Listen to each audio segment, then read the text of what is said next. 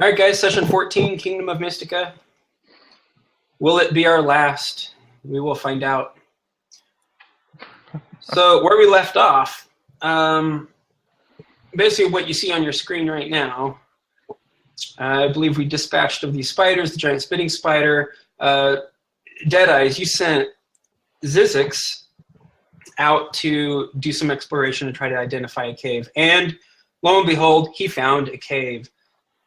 And we decided that we were just going to head back to Shadow's Hold and basically do a long rest there and rest up and get some supplies and basically get more ready and to be fresh, and then come back out and try to find that cave. And I believe we already took a short rest, so people who were going to expend a hit dice already did so. Actually, I think, Erlon, you did Song of Rest and no one actually did hit dice. Yeah. That's So, correct. Let's see if we make it back without any encounters. Close. Yeah, we managed to get back to that grassy area, and we see that tower, that marks the little watch tower that sits right on top of Shadow's Hold. And there's no encounter. Maybe we saw a few things along the way, but we could easily avert them. No ambushes, nothing jumped out at us. We make it back to Shadow's Hold successfully. Okay. So, since we're back at Shadow's Hold,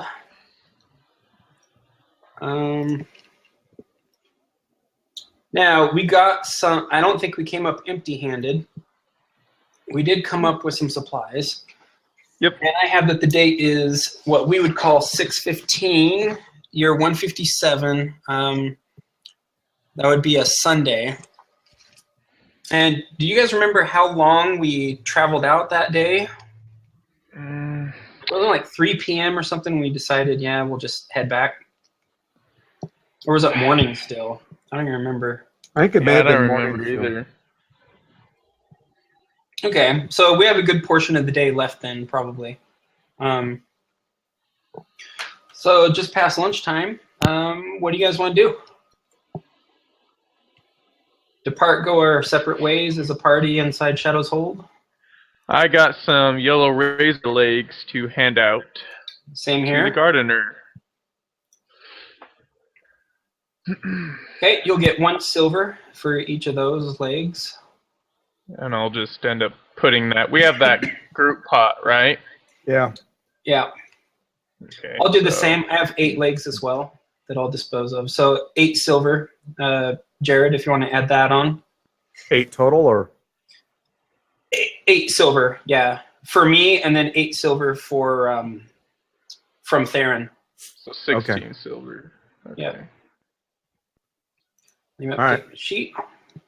Cool. We have 7 gold, 21 silver in that fund. Nice. Okay. Yeah, so we'll say it's like 2:00 p.m. Anything else you guys want to do?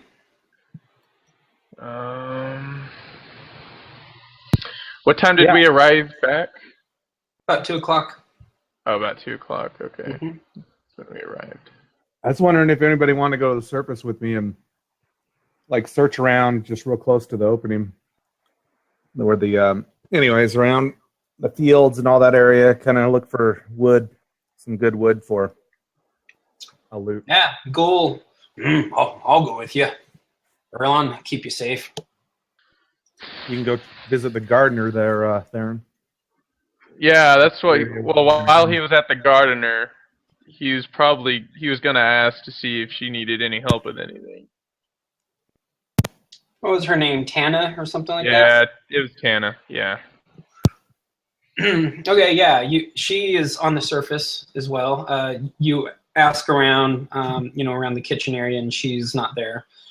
Beatrice, one of the kitchen ladies, says that she's up on the surface, tending to her garden that she has just planted recently, because the last big storm that we showed up on pretty much wiped out a lot of her previous crops, so she's trying to regrow them.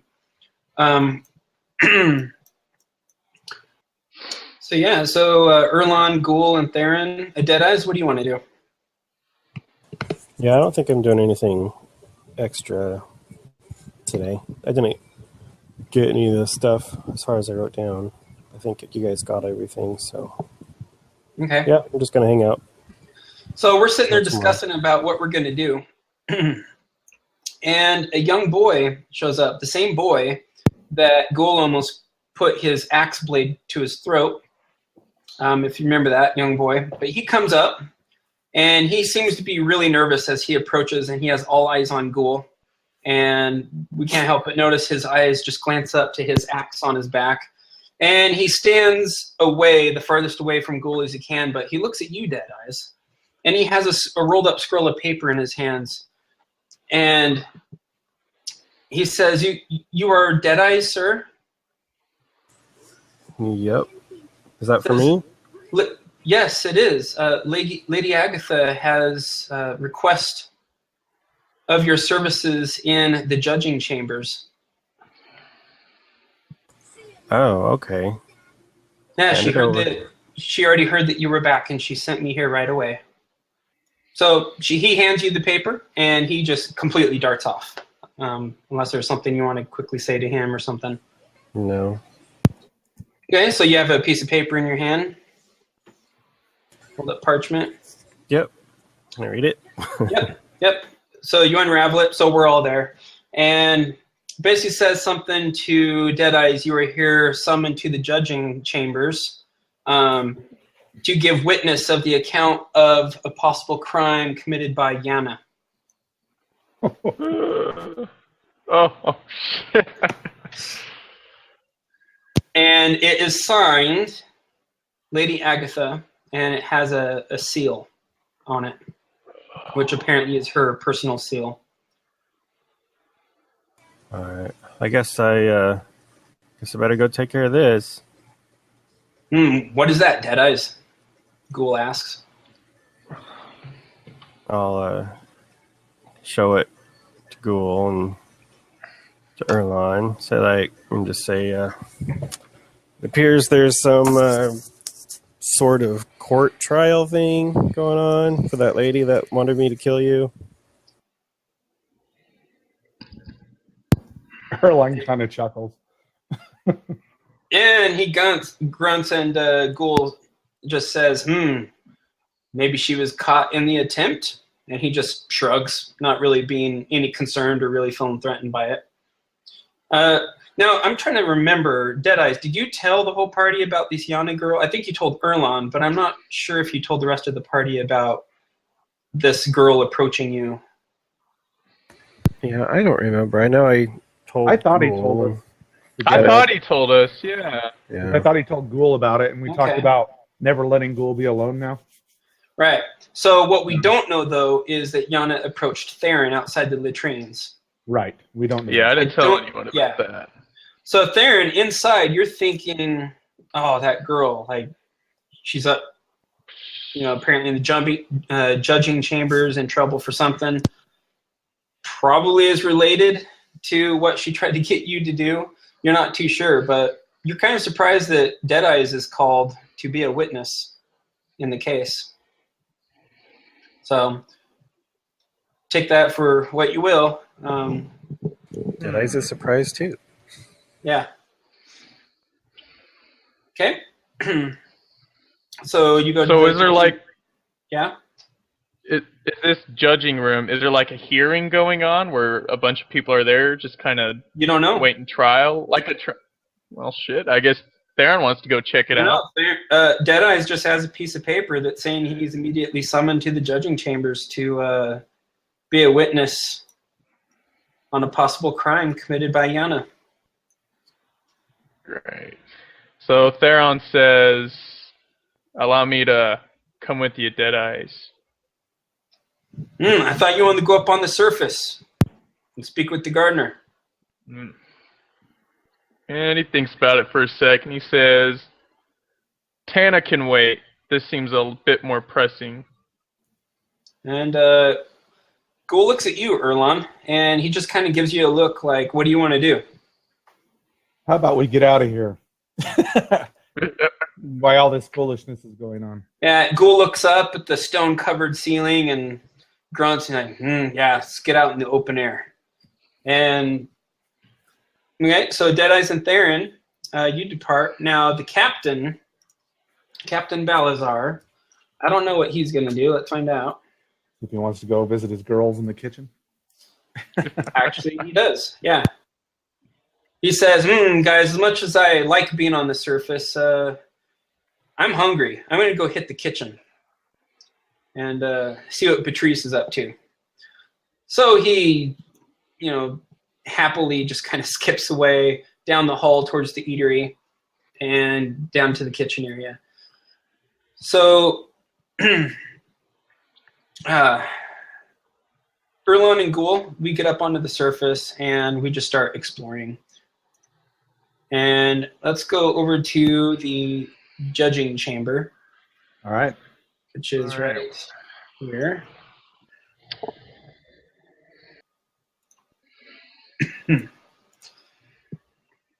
Oh yeah. Let me grab your guys' tokens here. Okay.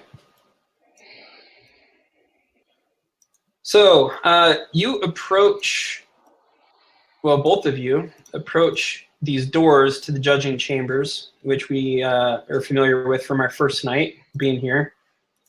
And right out front is Captain Thomond. And he recognizes you, Thomond, and he hands his hand out as he's, eyeing the paper in your hand. And then he looks at you, Theron, and he says, I don't recall you being summoned, Theron. Why are you here? There's proceedings going on. And, oh boy, this is probably going to be a persuasion check.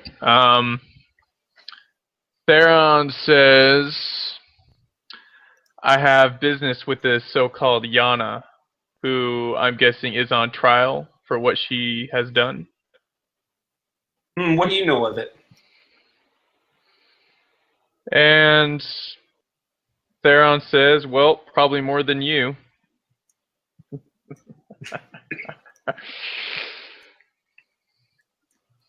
Okay, so you want to persuade him to let you in? Crap. Well, it seems like that's what it would be, wouldn't it? All right. Okay. What's my persuasion? Oh, God. All right, let's do this. Come on, baby. Oh! Oh, jeez. Well, after what you just said, I can understand why you didn't participate in at all. There you go. Oh, shit. Yeah, so Captain Thomond raises an eyebrow, and he says, oh, you do you? And he says, are you an accomplice? And he starts shifting the gaze between you, Deadeyes, and Theron. And Theron. He says, wait here, Theron. And he says, Deadeyes, you can come with me. All right. Okay. So Deadeyes, you enter this chamber, and these metal doors close right in front of you, Theron. And of course, what we see right here is, you remember the portcullis, the jailer's bars and stuff are right there. That's all shut and everything. But there's several people in this room. The green, I guess I didn't make it visible yet. Okay, that's Yana, who's sitting in a chair. Lady Agatha is there sitting up at this table, and there's a few other people in the room. You're not sure what their purpose is, but they seem to be intently listening, or actually watching you enter this chamber as the room just suddenly goes quiet. They were in the middle of talking, saying something as you guys went in, but then they stopped with all eyes on you. And you see Captain Thomond go over, and he motions for you, Deadeyes, to go take a seat in one of these empty chairs over here. And he whispers something in Lady Agatha's ear, and her eyes go wide, and she says, "Bring him in." Oh, yes. And the captain comes out, opens the door, and says, "Theron, Lady Agatha would like to have your presence in here as well." And he just gives a nod, and he's going to go in. Alrighty. And he gestures for you to take an empty seat right next to Deadeyes. Cool. And he stands right here. Now, Lady Agatha resumes. And she says, "All right, Yana. Do you recognize this man sitting off to your right with the tattoos?" And she looks over at you, Deadeyes, and she shrugs and she says, "Well, yeah, sure, he's one of the freshies." And she says, "Now, Yana, I'm going to give you one last chance to tell me the truth. What is it that you said to Deadeyes? What is it that you wanted him to do?" And she glances around and she says,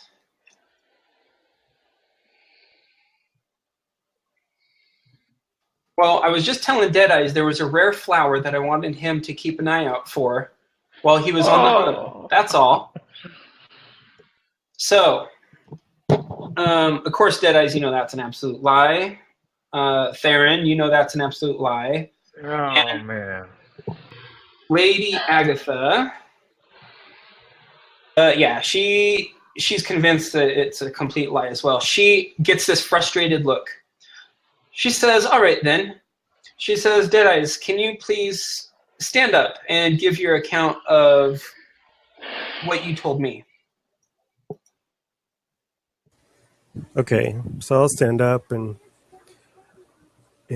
at first I'm going to just give an icy stare towards Yana, and without moving my mouth, I'm going to whisper in her mind, "They all know what you did." She completely starts just looking around behind her, and she's looking up at the ceiling and everything. She's completely startled. And Lady Agatha says, "What's wrong with you, girl?"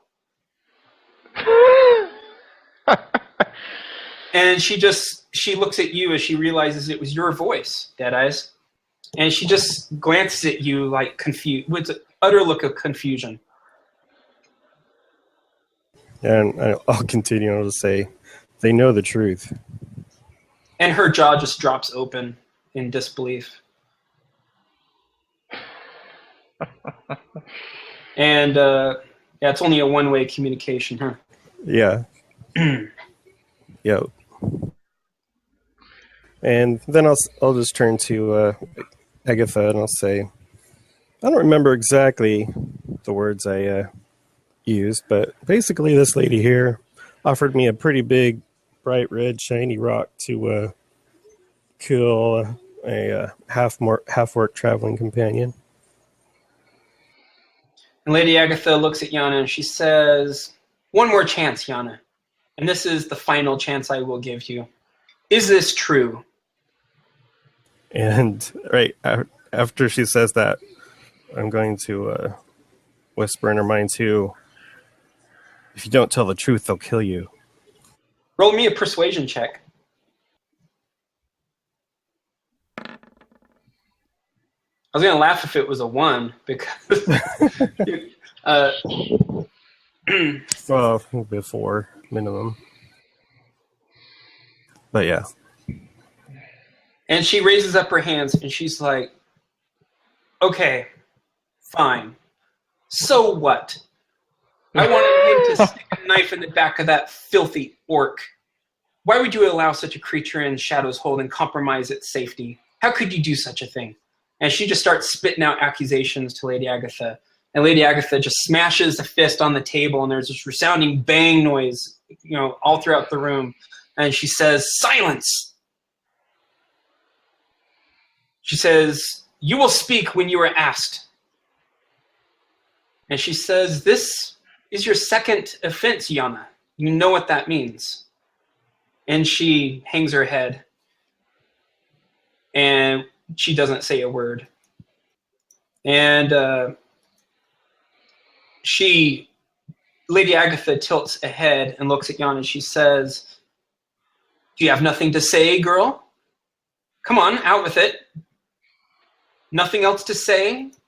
Any regret? Any remorse? Are you sorry?" And she just spats back, "Of course I'm not sorry. I want that orc dead. And the world would be better with it." And then she looks at you, Theron, and she says, "The world would be a better place as a whole without filthy creatures like that running amok." And she says, "If neither of these two will do it, then I will perhaps have to bide my time until I find someone who will."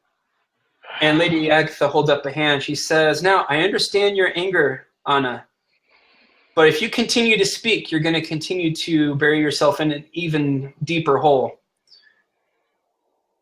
And she says, "I think it best at this time that you remain silent before you commit another crime. As your third crime, you are out of Shadow's hold." And she completely stops. And actually, well, maybe she doesn't. Let's find out. Guys, tell the story here.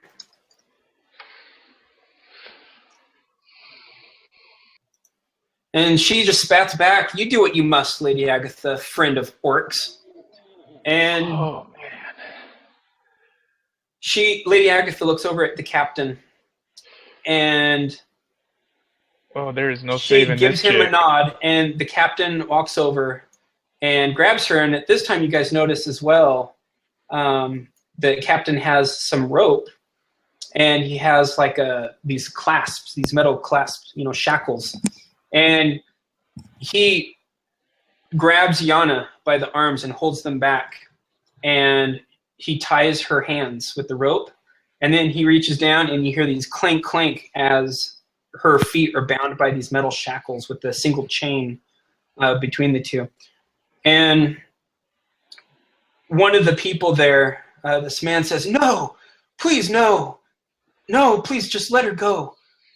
And Lady Agatha says, "I'm sorry, but from the testimony that was given here and the evidence against her, I find Yana guilty and unremorseful of her crime of attempted murder or hiring to kill." And, tears start streaming down his face, and he's begging for mercy, he's begging for, no. And Lady Agatha says, "Just calm down. You'll see her again after she's done her time." And Yana is led through these doors here. Wait. Yeah, Theron, before she gets her ass hauled out to the cells,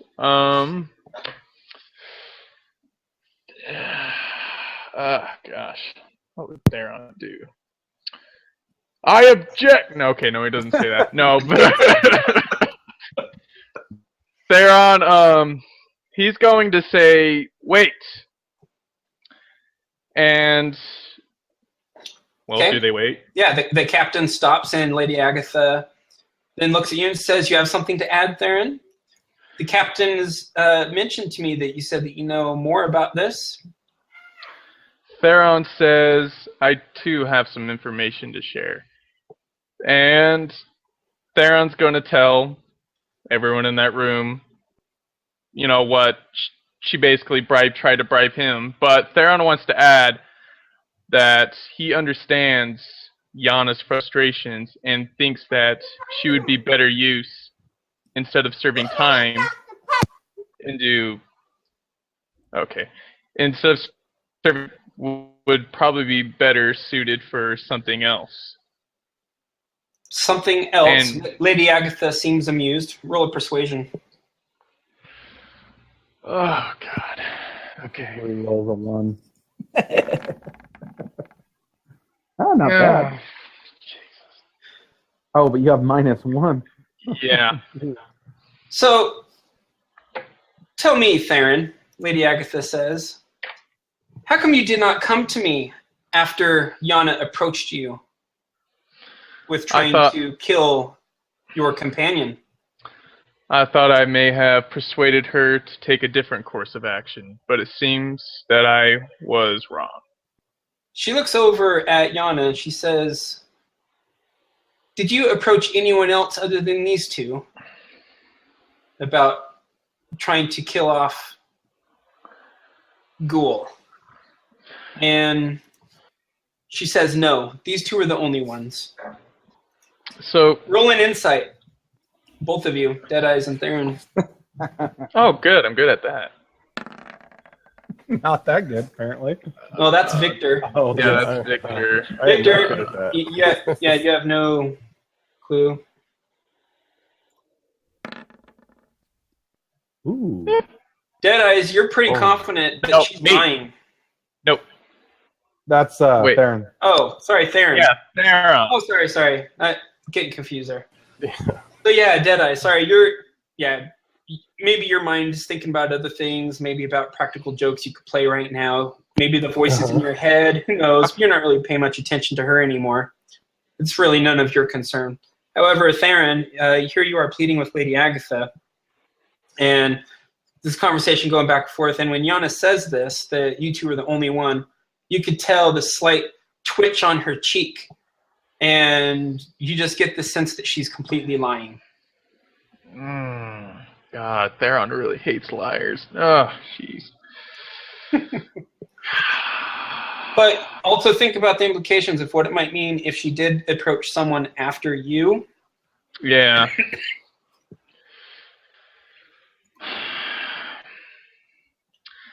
Theron, so did I already? So what is? Do you remember the story she told Theron? Like her parents or her mom or something got savaged or raided by a bunch of orcs. I kind of forgot that story. Yeah, they got killed by orcs, and then she was on it shortly thereafter. Right, they lost the place.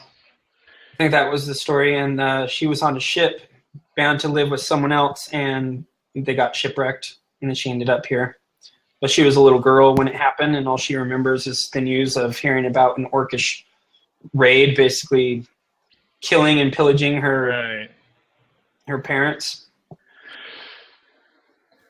Okay, how can I best word this? So Theron, he says, as Yana is like me, she is dreaded by anger and frustration of revenge for what happened to her family as her family was raided and pillaged by orcs.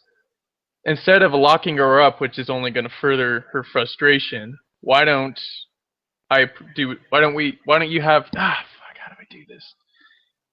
you do a different approach and train her as a warrior where maybe someday she could exact the revenge that those particular orcs caused? Roll me another persuasion. And I had a feel. Oh God, I really got to get a better charisma. Maybe I should wear a mask or something. A paper bag over your head. There you go. So you want them to train somebody who wants to kill Ghoul how to fight so she can try and kill Ghoul herself? No, so she can eventually get revenge Lady on the Agatha actual looks at you, orcs. Aaron, and she says, who do you think you are? Coming in here thinking you can rewrite and change years and years of our laws and ways of doing things? You think it wise to train someone who's wanting to hire a killer to do the killing? You think it's wise to let go someone who has already now proven and admitted to plotting murder? You think these things are acceptable? And she says, who do you think you are? Theron says, of course not, but what's to stop her from trying to bribe someone else in the future to do it again? And I'm pretty sure my orc companion would have no problem doing a one-on-one fight with anyone she sends after. So to stop the problem, why not train her so if she ever wants to, she can try doing it herself, and then it'll be that. And she takes a step closer to you, and she says, because I'll tell you why. And at this point... it ain't happening. Well, at this point, she raises her voice, and you can see she's completely agitated. And she says, everyone knows, and even you who are freshies off the boat, that 3 chances is all you get. She's already has 1 against her, 1 mark. This will be 2. She will be spending time in the cells so she can carefully think about her priorities and how she can play nice with others to make Shadow's Hold a safe place for all. She says her prejudices and her history, that is on her. We all have choices to make. And then she says this will be a good time for her to think long and hard about pursuing this dangerous course of action in the future, because next time she will be out of Shadow's Hold and left to fend for herself alone on the surface. Do you mean to join her when this happens? Trust me, I can make that so. And, you know, she's, like, very intimidating to you right now. Oh. Cat got your tongue? No, I'm just reading to see what Theron would do. Okay. Nothing to say? No, I'm just kidding. Theron, yeah, seems like he's a bit intimidated, so he's just gonna look at Yana and just shrug. I guess that's it. Also, so when she was saying that, her hair started to, like, move and, like, as if it was in a breeze as she started raising her voice, and even her robes that she's wearing started just kind of ripple in this wind. And why don't Deadeyes, you and Theron both give me an insight. Or an Arcana, actually. Oh. Is that the same check for you for an Arcana, Victor? There's my Arcana. No, it's not the same. It doesn't matter. I wouldn't have made it. Yeah, do the Arcana. Sorry, I misspoke. It's the Arcana that I meant. Yeah, I did. Look on the chat. Yeah, I know. I see it. I'm waiting on Theron. Oh. Did it not roll mine? I don't see it. Oh. Oh, wait. What did you roll? Did you roll 1d20 plus 5? Oh, it didn't roll, I guess. Or yeah, I did. Yeah, I did 1d20 plus 5. Where is it? Okay. Is it on there? I see it. You rolled You an do? 8? Yeah. Oh, okay, there it is. Yeah. Okay, I missed that. My bad. So actually, it would have been a 4 if it was an Arcana check. So yeah, Victor, you definitely know that is magic that she quickly used. A simple cantrip, but magic nonetheless. And you didn't really catch this before, but you really didn't know if Lady Agatha was just some old lady who just was so busy about the affairs of Shadow's Hold, but you know that she definitely knows magic.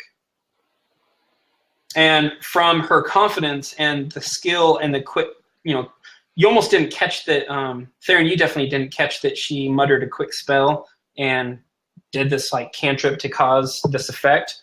But you caught it, Deadeyes, with your keen eye and, and your Arcana knowledge. So, I guess just something interesting for you to take note. Yep. Okay. So, do you have anything else to say, Theron? No, she's screwed, man. Okay. That's all I can do. So, Lady Agatha backs away, and she nods at the captain to proceed. And we lose sight of them as we just hear fading footsteps, or you guys just hear fading footsteps of Yana and the captain going around the corner. And Lady Agatha looks at you, Deadeyes, and she says, I thank you, Deadeyes, for your testimony. It was very important. Okay, if you say so. And Theron, you start following Deadeyes out, and she says, Theron, a quick word, if I may. Oh, man, don't piss him off. Gosh. All right. Deadeyes, do you stay with Theron, or do you keep on walking? Because it seems like you could tell that Lady Agatha was kind of wanting to speak to Theron alone. Because she waited for you to be out the chambers, and then she said, Theron, a quick word. No, he's done with it. He's leaving. Okay. Right on. Excellent. All right, Theron. And Lady Agatha says to you, Theron, I know that you mean well. She says, I apologize for my outburst at you. She says, but you see, I take the case of murder quite seriously. If we were to allow such things and such plots to unfold within Shadow's Hold, well, we're no better than all the beasts and monsters on these islands. And she says, these rules and laws must be followed to the T, otherwise this place will crumble. She says, do you understand? Theron says, of course, but do you really think locking her up in a cell for a couple hours is going to change her mind on how she feels? She needs to exercise her feelings on something. She says, probably not, but it will give us time for us to make further investigations. This matter is not over yet. Okay. She will be quarantined off from anyone else so that they cannot coerce a story. All right. Theron understands. And she says, and please, if anyone prospects you to commit a crime in the future, please report it immediately. All right. Okay, and Theron, she nods at you. Okay. Okay. He's going to go. All right, and you can feel her gaze on your back. Cool beans. I'm uncomfortable as you walk out. So, okay. So, Oh yeah. we're on the surface, Ghoul and Erlon. So, Erlon, you wanted to take a look around. So, it's just Ghoul and Erlon up here. Yeah, I want to look around like the fields, like where they're growing stuff, and kind of look on the edges of it for these trees that maybe. So just like the perimeter of this area? Yeah, just to really get a good idea of it, as well as try and find some wood to make a, yeah, what do you call it? I just said it earlier. Yeah. A loot. Oh, I couldn't think of it. I want to make a loot. I'm trying to find the perfect wood for it. Okay. So this is probably more involving of you going up to a tree, you're kind of inspecting it, maybe trying to deduce exactly what kind of tree it is and like if the wood is suitable. On the other hand, there's probably for you to initially spot a tree. I don't know. I'd probably say it's more investigation. Okay. Why don't you just roll an investigation check, and that'll just kind of cover your general success or failure on your search,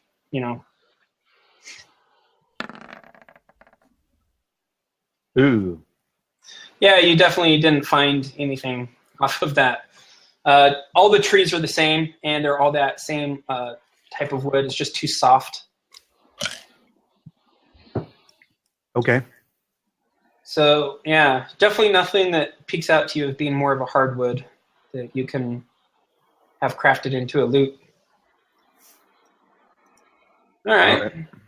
So, we probably spent about a good hour, maybe hour and a half, 2 hours, just checking the whole perimeter, just looking at trees, and we came up short. Okay. Nah, I'm not going to roll for Ghoul.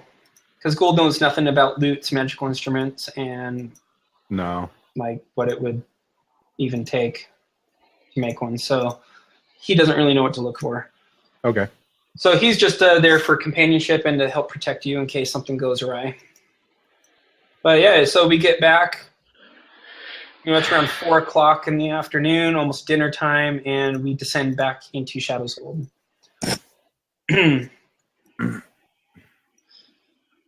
And we're even feeling a bit hungry because we missed the lunch, and so we're probably one of the first ones to get there to the kitchens. And right away, we see our fellow companions. The captain is there, Deadeyes, unless you don't want to be, you're there, Theron. And we can hear just people talking like crazy, like, oh, can you believe Yana is in the dungeon, in the holding cells? All minus the silver for our meals. It's a silver apiece, right? Yeah. Okay. Okay. -5 silver. Yep. Got it. Yeah. And Ghoul just looks at you, dead eyes, and says, "What happened with this Yana girl?" Oh, she's in jail or prison or whatever they call it.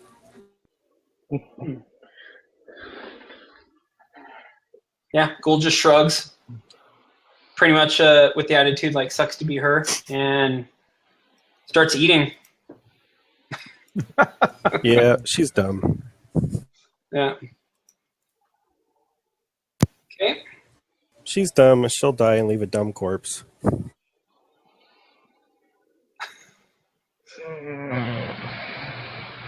And okay, 1 second here. Wait, does Deadeye say that? Yeah, he just said he said it. Yeah. What, you gonna stick up for her? Well, yeah. So, Theron says, "Shut your mouth, Deadeyes." And he says, "You know nothing of what she goes through. Wow. Until you have something that you truly care for wiped away before your very eyes." Ghoul's mouth is half Hold on. half full of this white Says spider something. meat, and he's just like, "What's wrong with you, Theron?" He's like, takes another Erlon bite. looks at you dead in the eyes and he says, "You think you're the only one who's lost someone?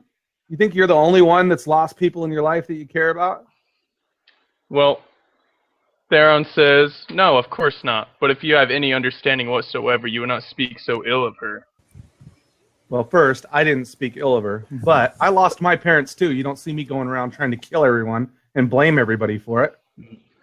Fortunately for you, you had better structure, whereas she does Oh, not. really? I lived on the streets. That's Yeah, better structure? Yeah, I was you a hear a child. gagging noise coming from Ghoul as he starts like partially choking on this spider meat in his throat as you say that because he knows exactly.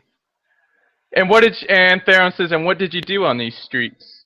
Whatever I could. Stole whatever food I could get. Did whatever I could to survive. Until you are here now, where you have trained yourself to become what you are. You're damn right. Instead of letting the hatred eat me up and run around chasing the killers or chasing whoever caused whatever problem to happen. Yeah, I moved on with my life. So should you and her. And Well said, Erlon, Ghoul says with another bite. And Theron says, "If it only were that easy, you still do not understand." Okay, you keep telling yourself that. And Ghoul then, he takes a swig of some ale. And he says, "I understand where you're coming from, Theron. Me, myself, I plan on killing my stepfather. So I can make it back home." And he says, "But there's a way of doing things, you see." And he takes another drink. And he says, "It requires planning, strategy." He says, "You got to be careful. Otherwise, you bring attention to yourself. That's not very smart." And he takes another bite. And Theron, he'll actually chuckle at that, and he'll raise his glass, and he says, "I'll drink to that." That's exactly what he was thinking. Erlon Okay. just shakes Back his to head that. and goes back to eating. Yep. So, Cool beans. It so is cool. yeah, It's fun to so roll play like Ahina, that. you see Ahina come in as she gets in this line, and she then approaches with her, little wooden plate of food on it, and you've already finished your meal at this time. She says, "Oh, you came early," and she says, "You got any music you could play while the ladies eat?" Sure. I'll play some music. All right, roll performance. All right. Let's see how crappy I do today. Well, which instrument are you going to use? I'll probably sing. Oh, Okay. nice. Yeah, Nice freaking you sing a song, a classic that you picked up while on the streets while listening to some other bards perform when you were too poor and not really able to go into such establishments. But one of these stories, and you kind of tailored it to your own, and you kind of embellished it a bit, but it's about a young boy who leaves his farm in search of a better life, and he becomes a hero, and he finds a girl, and he decides to give up his path of heroic deeds to settle down with this fair maiden. There's and of course, no way in hell I'm settling down. yeah, well, yeah, except for it's a favorite with the women crowd, of course, because it's so romantic. But, of course, she gushes, and she's like, what a beautiful song, as you finish the performance. And she says, where did you learn that? Did you write that yourself? No. I learned that one on the streets. When I lived on the streets in Newport. No, what city? No. What city did I live in? Weaveshire? Weaveshire, yeah. She says, oh, on the streets? You never told me that. Where were your parents? Long dead. I'm trying to think real quick. I think... No. No, Yeah. I don't say that. You don't say that. I don't say that. Yeah. Yeah, my your parents flaw. abandoned me when I was a kid. Yeah, I don't, because remember I lie about my background. Yeah, that's your flaw. Yeah. So what is it you say? I say that my parents abandoned me on the street when I was a kid. And she says, that's a cruel thing. Why would they abandon you? Well, I don't know if it's so much abandoned or if I got lost and they just never found me. I'm not sure. And she says, well, it seems to not really affect you. Do you wonder where they are now? Who they are? Doesn't matter much now where I'm at now, does it? I spent years trying to search for them, but I'm stuck here now. You liar. I know. And she shrugs and she just says, well, she says, I guess it doesn't matter now. You're here now with me. And she just gives you this look. Heck, for all I know, my parents could be here. He kind of chuckles. Yeah. And then you hear a voice behind you, son? Yes. Is that you? Just kidding. It's my I've been boy. looking for you forever. Yeah. Funny. Okay, so I just remembered that flaw as soon as I said that. I was like, oh no, I don't say that. So is there anything you guys want to do before the shops close up? Because it's around dinner time. We hit dinner a bit early. Yeah, so I wanted to spend an hour in the library. Okay, the library stays open longer than the shops do. Okay. So yeah, you got some time there. Deadeyes, do you want to go to the library as well? Yeah, that's a good idea. Yep, I'll do that. Okay. Theron, what are you going to do? What's Ghoul doing? Ghoul wants to go. He wants to go back to his quarters and maybe try to polish up that black rhinoceros spider husk that he has, and dream about his full suit of plate armor that hopefully he can someday get. Theron wants to talk to Ghoul, hopefully alone, while Erlon's in the library doing his thing. All right, well, I think you have a key and Erlon has a key. Sweet. So, Ghoul says, hey, Theron, can I borrow the key to go back to the quarters? And Theron says, I was actually just heading back there myself. Okay, I'll join you then. Yeah, so you guys head back to the chambers. Let's see. Yeah, Deadeyes, you are at the library. So you guys probably have enough time to read 2 books. That's 4 hours of reading. Or you could just do 1 book. Faster reads, holy crap. Well, the books are actually not that long. They're Oh. yeah, I think we Pretty established thin. 2 hours to read, but they're pretty big tomes. Oh. But the pages are thick. So Okay. Right on. And handwritten. So Yeah, and that makes handwritten. a difference too. Not like it's typed out.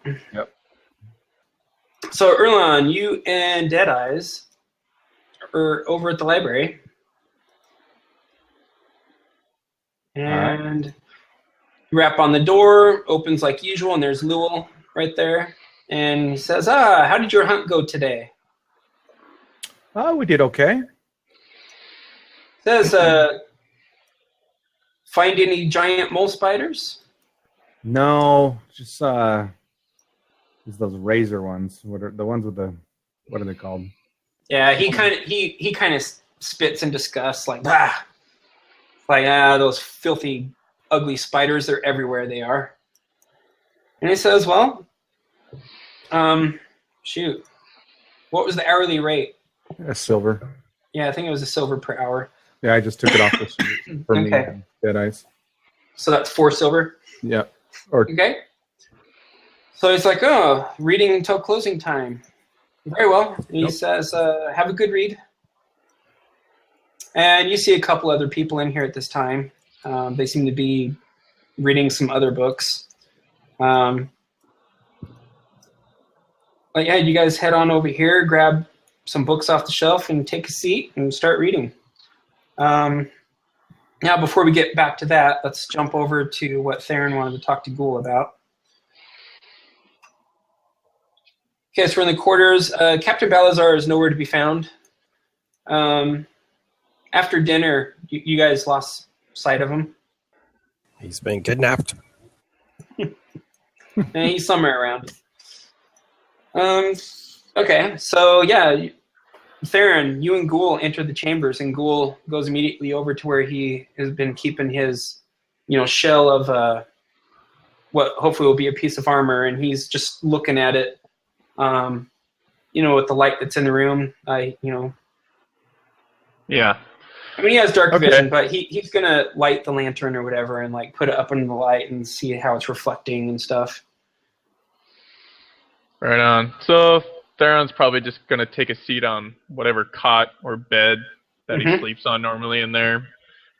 And he's going to say, I half-heartedly agreed with Erlon about this Yana situation. For someone, if she's so dread up on vengeance, she shouldn't be wasting it on hiring other people to do her dirty work. Was that what he was saying?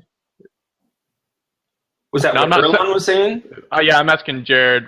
Is that what you were saying, Erlon? just saying that I, instead of just running around trying to get vengeance, I went and moved on with my life and actually bettered myself and made myself more powerful. All right, so Theron says, I agree that she should better herself. So I would like to give her one last chance. And I want you to be a part of it, Ghoul. And he stops it immediately, and he lowers the carapace down, the husk or whatever, and he looks at you and he just has a look of confusion. He's like, huh? Theron just has the palm of his hand on his chin. He's just thinking.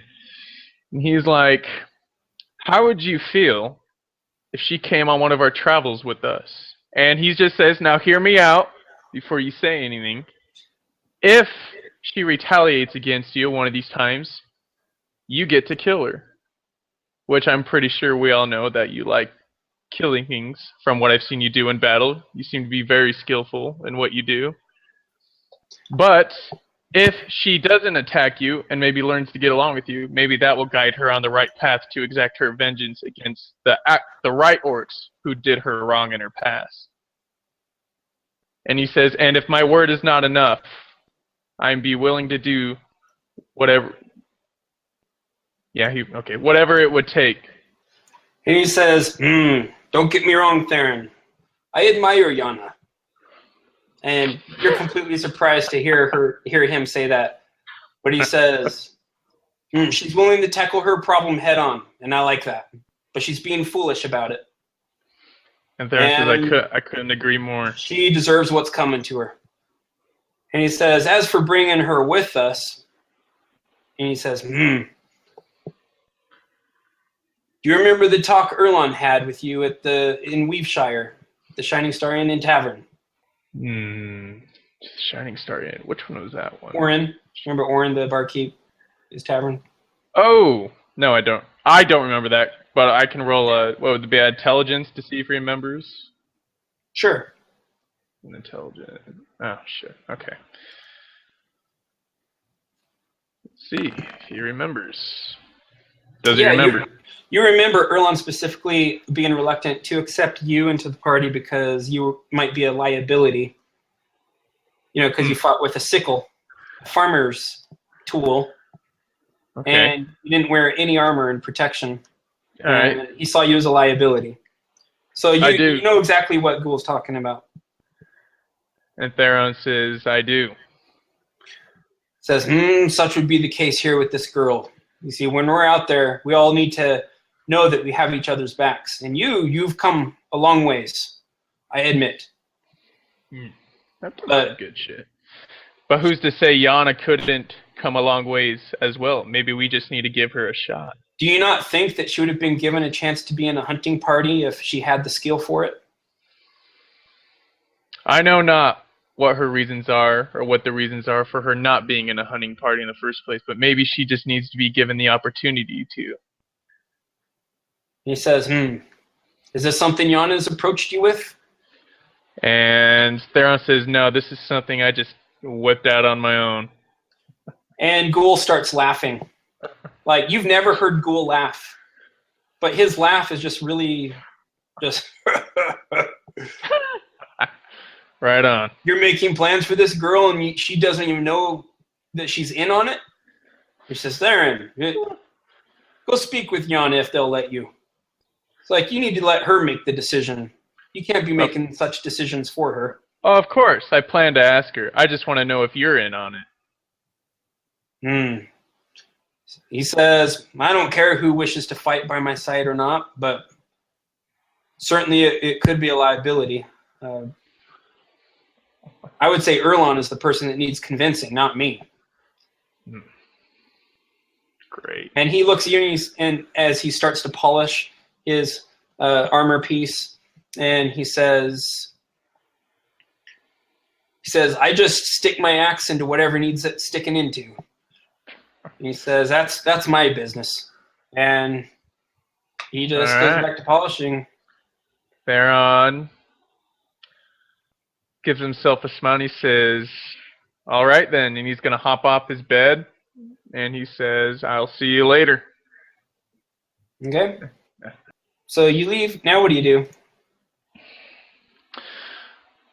I'm going to go to see if I can gain entrance to where Yana is.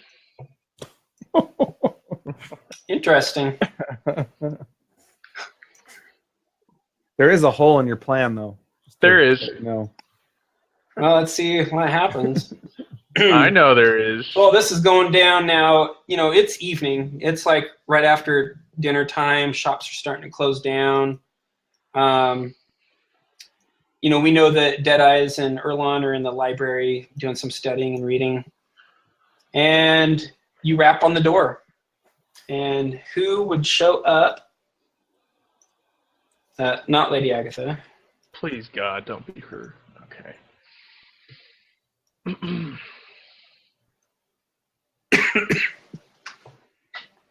The door opens and you see Captain Thomond there. Okay. All right, so Theron says... And he says, Theron, what can I help you with? And Theron asks, I was wondering if I could request a short period of a visit with the prisoner, known as Yana. And he laughs and he says, well, she'd be our only prisoner. All right, Theron... And I don't know what he would do. Sure nods. he says, what are your intentions? I just would like to speak with her of what she plans on doing from here on out. And hopefully I can talk some sense into her. Roll a persuasion. Sorry, but when you try to get people... I know. I hate my charisma. Okay, come on. Roll 20. Whoa! Oh, God. Wow. Holy This- shit. You're right, there is a flaw with this plan. It's my shitty rolling, so... Well, the other one is we had to pass a test to get out and be able to go do stuff. Yeah, I know. Yeah. But we'd be taking her... Well, I actually didn't think of that, Oh. but I was thinking that she would be taken under our wing, so there would be no test. She would just come with us. But I don't know. We'll see. I guess not, because my rolling's so bad that he's probably going to stick a middle finger in my face. Captain says, I think you're up to something. I suggest you turn around and go right back to what you were doing before you got this bright idea of showing up here. Before I let Lady Agatha know that you're aggravating the matter. Theron says, no need, I'll go speak to her myself. And he just kind of chuckles and says, good luck. And you hear a clink as the door shuts. Oh, God, I hate making these trips. All right, I'm going to wander to Lady Agatha's room. Hey, Erland. I really do not give a crap about Yana, but Theron would, so that's why Sure. I'm going to the length of the extent of doing This is cool. This is interesting. Yep. I was just going to say, Erland, that this could be like a story brewing that you can write a song about. I mean, I actually think. I mean, I don't know. We'll see. I'll tell you what I think actually if he approaches me with it. So. Well, yeah. Okay. Theron, you show up to the registry, and you knock on the door, and there's nothing. Seems like it's closed. Okay. Can I try going to her chambers? Sure. Well, you're getting a lot of exercise. Yeah, dude. Cardio, man. He needs it. You're making me scroll a lot. Okay. You're at Agatha's chambers as the night is waning on, and you rap on the door? Or do you water whip it?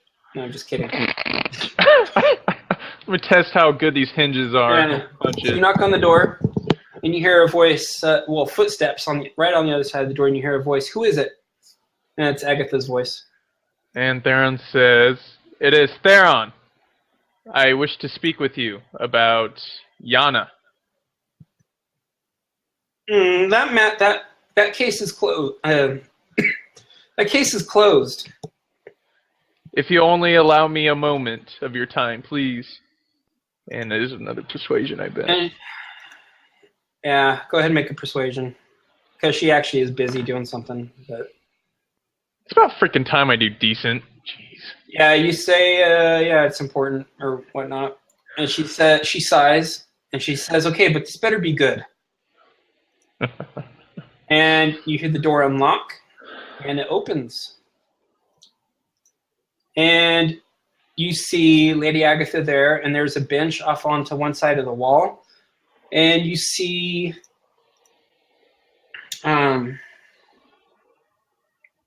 Celia, the scribe, right? She's just sitting there on the bench, and she's just kind of looking like this, and she's looking right at you.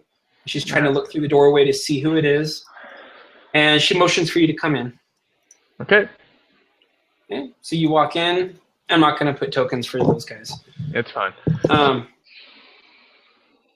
She says, so what's so important? What's on your mind? And Theron says, I believe I have a way to fix this Yana problem. And she says, oh, do you now? And I do got to hear this. And, well, roll an insight. Yeah, she's probably being sarcastic. I don't give a shit. All right. Yeah, you could tell that she's given it in a very kind of a condescending tone. Yeah. As she doesn't really think that you have a great idea, but that's what she says. And she takes the seat down on her bed. Okay. And he says, I've spoken with Ghoul, what Yana claims to be the orc in our party. And so far he has no problem with this idea. And my idea is I would like to take Yana out on one of our hunting party trips. And I was and he's not done. Theron says, I believe it would be good for her to spend some time with this bad orc she claims that ghoul is. And maybe that will basically take her eyesight off of wanting to murder him. And hopefully this will prevent her from getting kicked out of Shadow's Hold in the end. And she looks at you, and she starts giggling to herself. And she says, Theron, come now. Do you put a lion with the rabbit? Who's the lion? She says, well, that's debatable.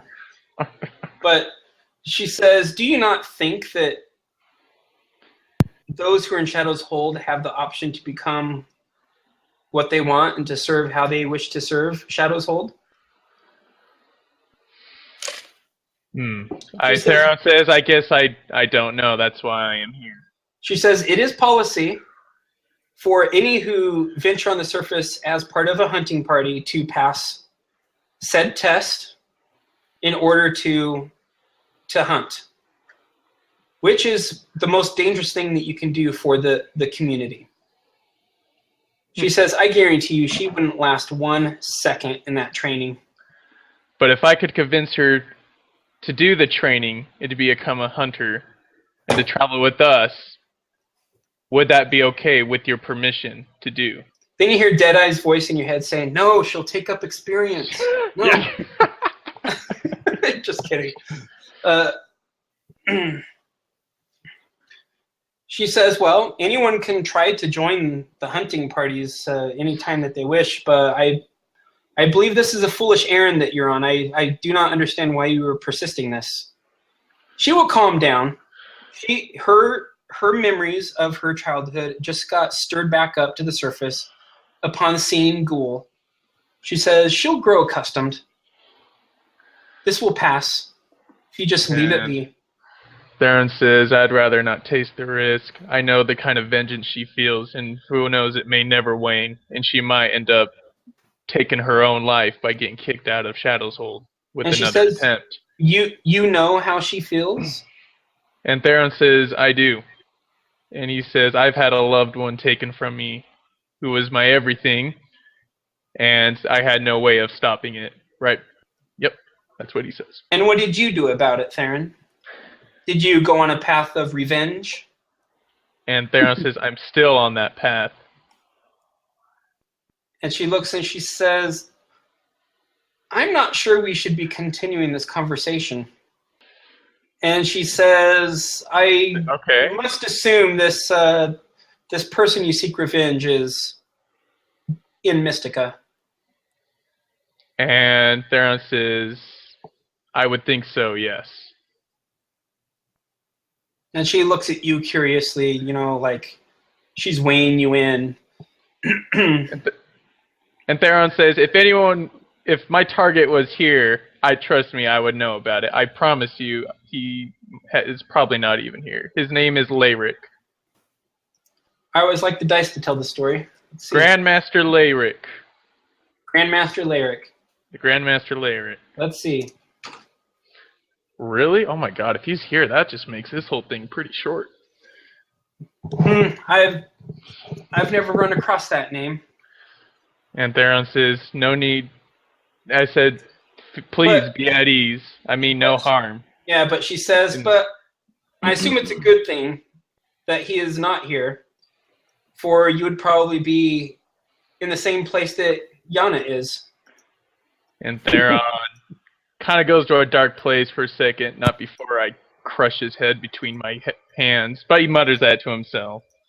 And you hear Celia just kind of gasp in shock over on the bench. You forgot that she was there, but you said that. She just kind of gasps when she puts a hand over her mouth. And Theron says, but to change and then Lady Agatha says, enough! And she puts out her hand. Theron says, I just need your permission to go and speak with her. That is all. She says, I don't have a problem with it as long as policies are followed and she passes the test. Shit, alright. And he gives, thank you, Lady Agatha, and he's going to begin to walk out. Okay. And you hear Celia and Lady Agatha start talking as the door shuts, and you don't make out anything that they're saying. But yeah, and you Cool. walk along. Now, one thing that you did notice, I'm not going to have you make a perception check. I didn't update the sheet, but you did notice that there's some stone that has been started to become laid on this area here. Like there are some workers apparently that are placing some stone over this dirt floor and just kind of setting it in. So there is some progress being made. I probably need to update this map at some point, but Yeah. just so you know, Alright. there's some progress being made here. Cool beans. Okay, now where are you going to go? Back to the judging chambers, I guess. Knock on that door. Get that stupid captain. Okay, door opens and the captain, one second, let me shift the view. The captain looks at you and you can't help but notice that he rolls his eyes as he sees that it's you. And he says, "What do you want?" And Theron says, just spoke with Agatha, and she says it's okay. And he says, "Okay for what?" That She's I to can remain in the cell. Of course, that I am allowed to go and speak with her. And he looks at you and says, she did she? And Theron says, yes, she did. Maybe he should make an insight check. I don't know. Well, maybe you should make a persuasion. A freaking persuasion again. Oh, God. Yeah. All right. Remember you asking for permission to go visit her in the cell, dude. No, to go talk to her. No, I'm not going to go in the cell. That's my persuasion. Did you see it? Yeah, I see it. At 12. Okay. Yeah. So he looks at you and says, He says, "You did she write a letter or anything?"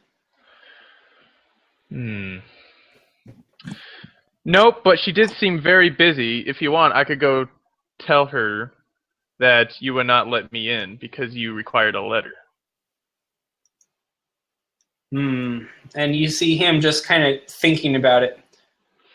He says, "All right, Theron, I'll let you in." And he takes you over here and he raises up the gate. And before you go in, he says, "Just so you know, that if she escapes for whatever reason, or if there's any damage to the cells, I'm going to hold you personally responsible." Theron says, don't worry, nothing should happen. He says, "Don't you mean nothing will happen?" And he gives back, of course. And he just kind of, yeah. And the door opens and you go through. As you start walking through, you hear a clang as you look behind you and this door is closed. All right. Okay. I just want to kill something already. All right. To Yana. Kill Yana. Dragging this out, dude. Theron's dragging this out. I would whatever, anyways. Okay, so you're looking at all the cells and you don't see her at all. Okay. But about right here, you see that you see like a foot sticking out a little bit. And there's these shackles on the feet. So, of course, you know that's her.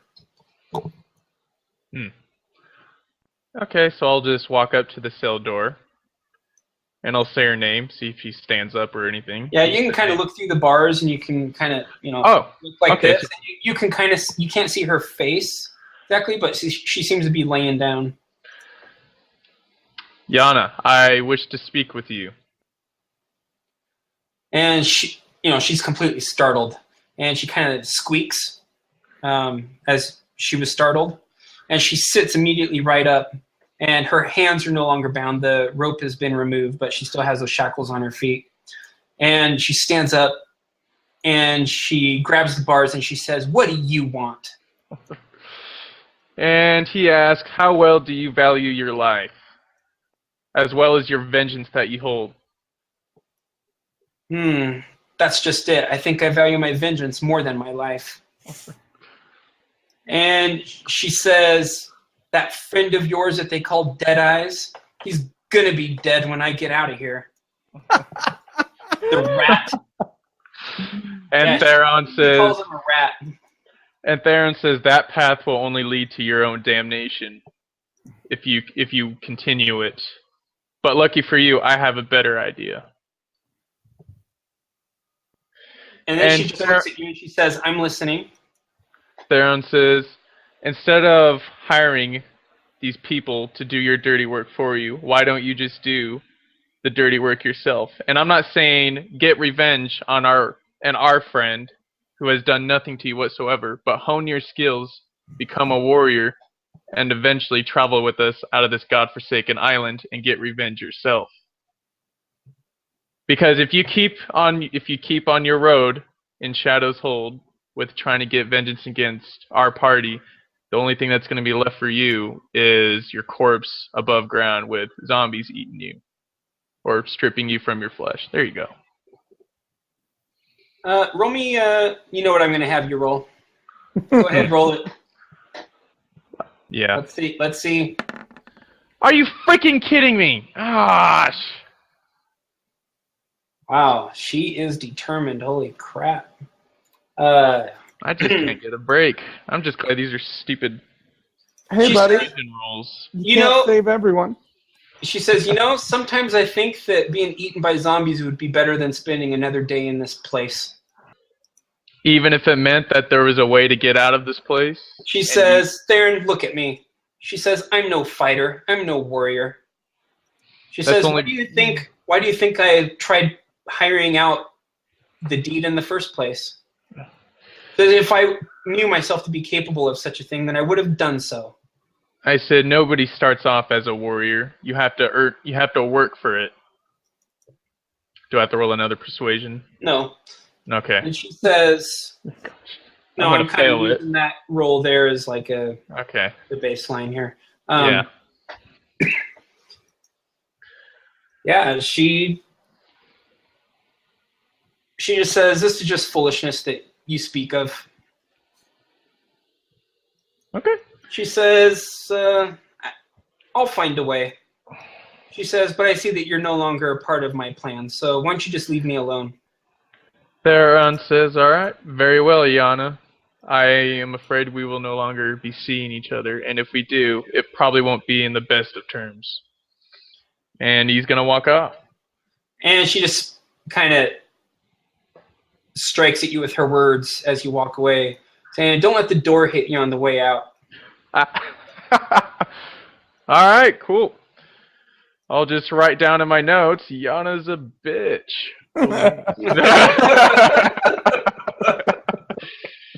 Right on. Yeah, so you get up here and you kind of tap on the bars and you get the captain's attention, and he goes over. He says, you get everything that you're looking for? And he raises up the gate. Aaron says, yes, thank you for letting me in. And he says, you're welcome, Theron. And the door, the gate lowers, and then he comes and opens the door and lets you up. Sorry, there's a chance that she could have maybe wanted to be a fighter. Oh, no, it's fine, man. I completely botched those persuasion rolls, so it's good.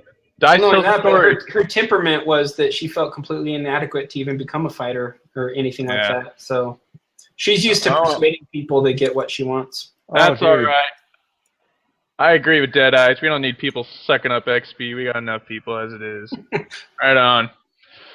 All right, I'm done. Okay, get on with me. All right.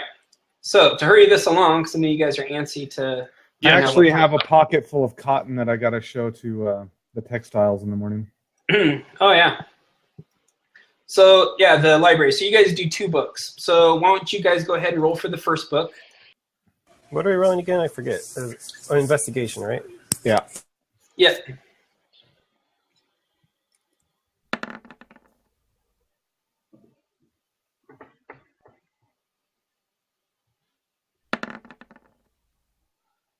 Okay, Jared, remind me if I'm wrong, but this is your 3rd book that you've read? No, 4th. This is your 4th book? I think so, yeah.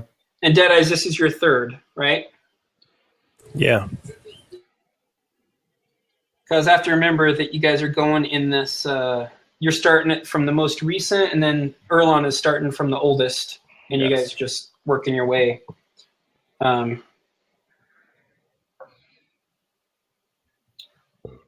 Okay. Just write that down.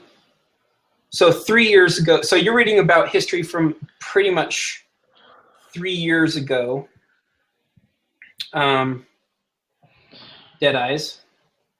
And most of it was just pretty much boring logistical stuff. Just normal everyday affairs of Shadow's Hold. There's notes in there accounting about how much money is in the economy that Lady Agatha, deduced and figured out, and maybe some notes there about who's needing help and stuff like that, and which market is suffering. The only thing that really stood out to you in that one was someone, found a way to use, to create some new type of fabric, just from some materials. But there's really nothing eventful there. In fact, this year there was no storm, so there were no freshies, as they call them, appearing to Shadow's Hold. Well, if there were storms, there were no survivors anyways. Let's see, Jared. So, Erlon, you're reading now your fourth volume. And remember, you recall that there was like a gap in the timeline. You spotted it last time, and you tried to show Lewell it.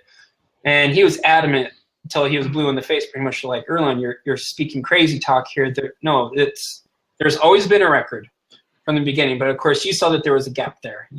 Maybe you're not completely sure on how large the gap is, but there's definitely a gap, like maybe a year or two gap where there should have been some records kept, but there's nothing.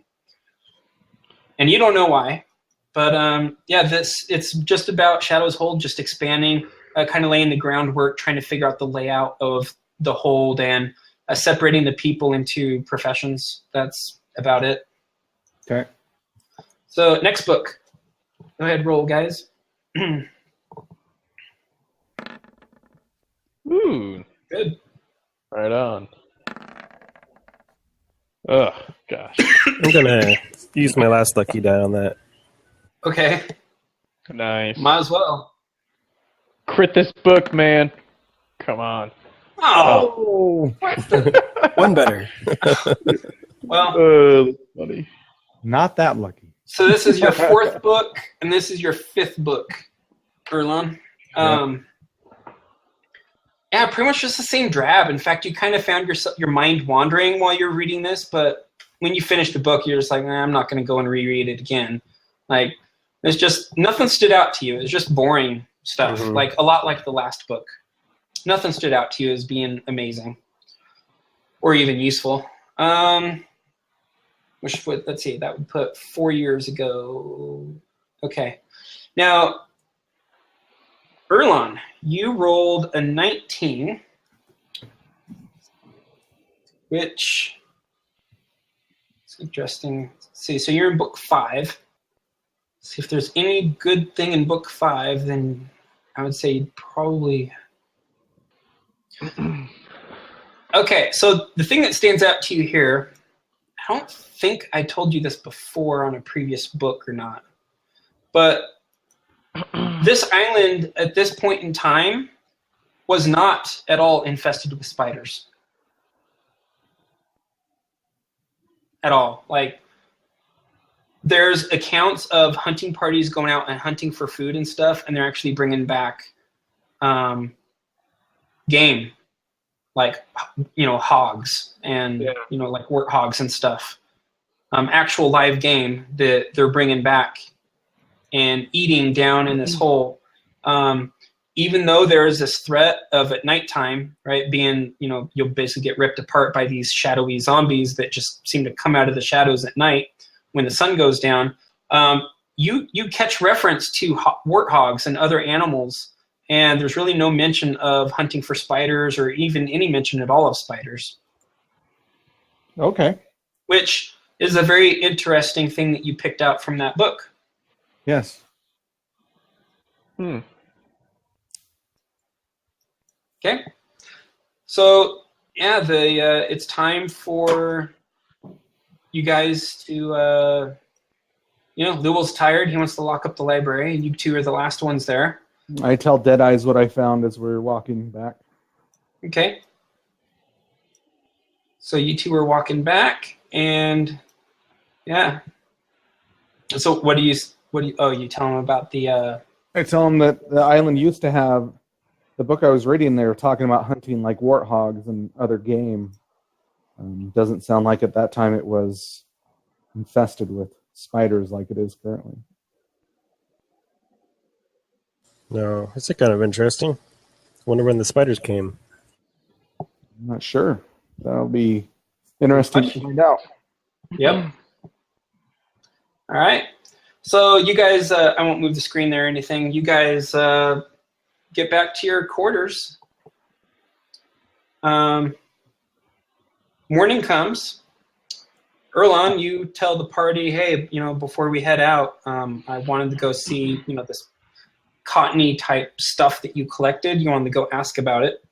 Yes. So I assume you're going to textiles. Yep. And textiles is Ellen. So you rap on the door, and there's a woman who opens the door, and she says, "Oh, Erlon. Wait, did you give her those flowers?" Mm-hmm. Yeah. She says, "What? No flowers this time?" And she just kind of chuckles to herself. You knew it was just a joke. Well, actually, I do have something I would like to show you. She says, "Oh, really?" And she's all curious, and she's looking at your hands, seeing what you have. And you reach into your pouch, and you pull out this little piece of, what looks like cotton. Actually, I want to do a sleight of hand trick and see if I can pull it out from behind her ear. Okay. Nice. Yeah, go for it. Do a sleight of hand, and Oh! Oh gosh, you accidentally slap her. I try it, but she sees what I'm doing. Probably pretty blatantly. well, she's kind of taken back. She sees your hand come up, and she goes back like this, and she's like, "What do you do?" She's like, "What is that in your hand?" And I open up my hand.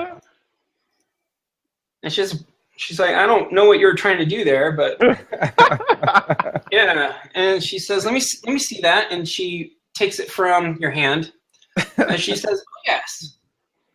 And she says, "Yeah, this is from a bush that we call." See, I have here that they were calling it fiberweed, but I didn't like that, and I changed it, and I don't know where it is now.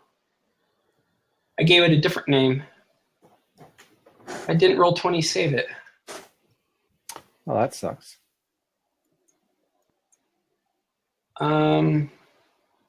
I guess we'll call it fiberweed. I had a fancier sounding name for it, but oh well. This was a long time ago that I wrote all this stuff up. So yeah, this is fiberweed.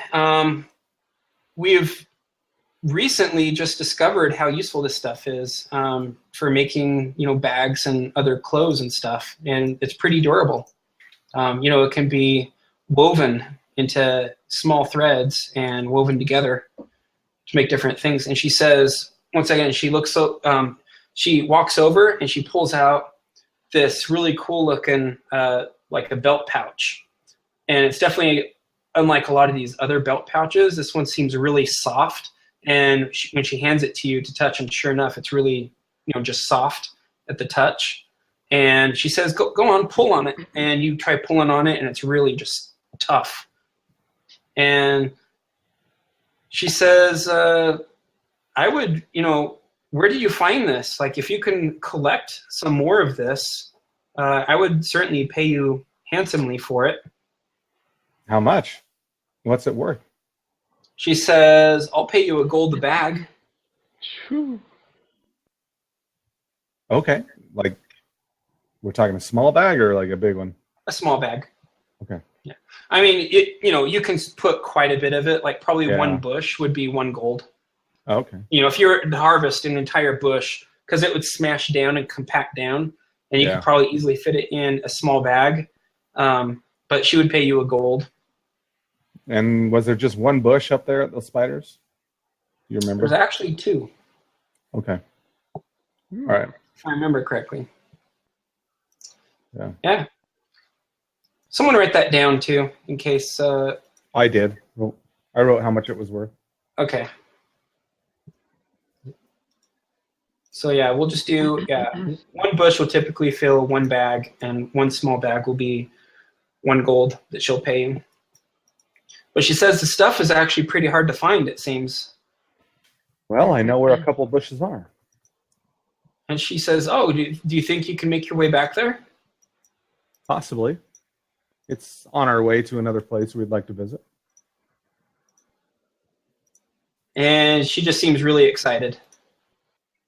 And all right, so if there's nothing else you guys want to do, does Theron say anything to Erlon about his idea with this girl? Oh no, but he needs to tell Ghoul that she still has every bit of intention to want to kill him when she gets out. So there's no hope for her. She's a lost cause. And Ghoul just smiles and says, well, I wish her luck.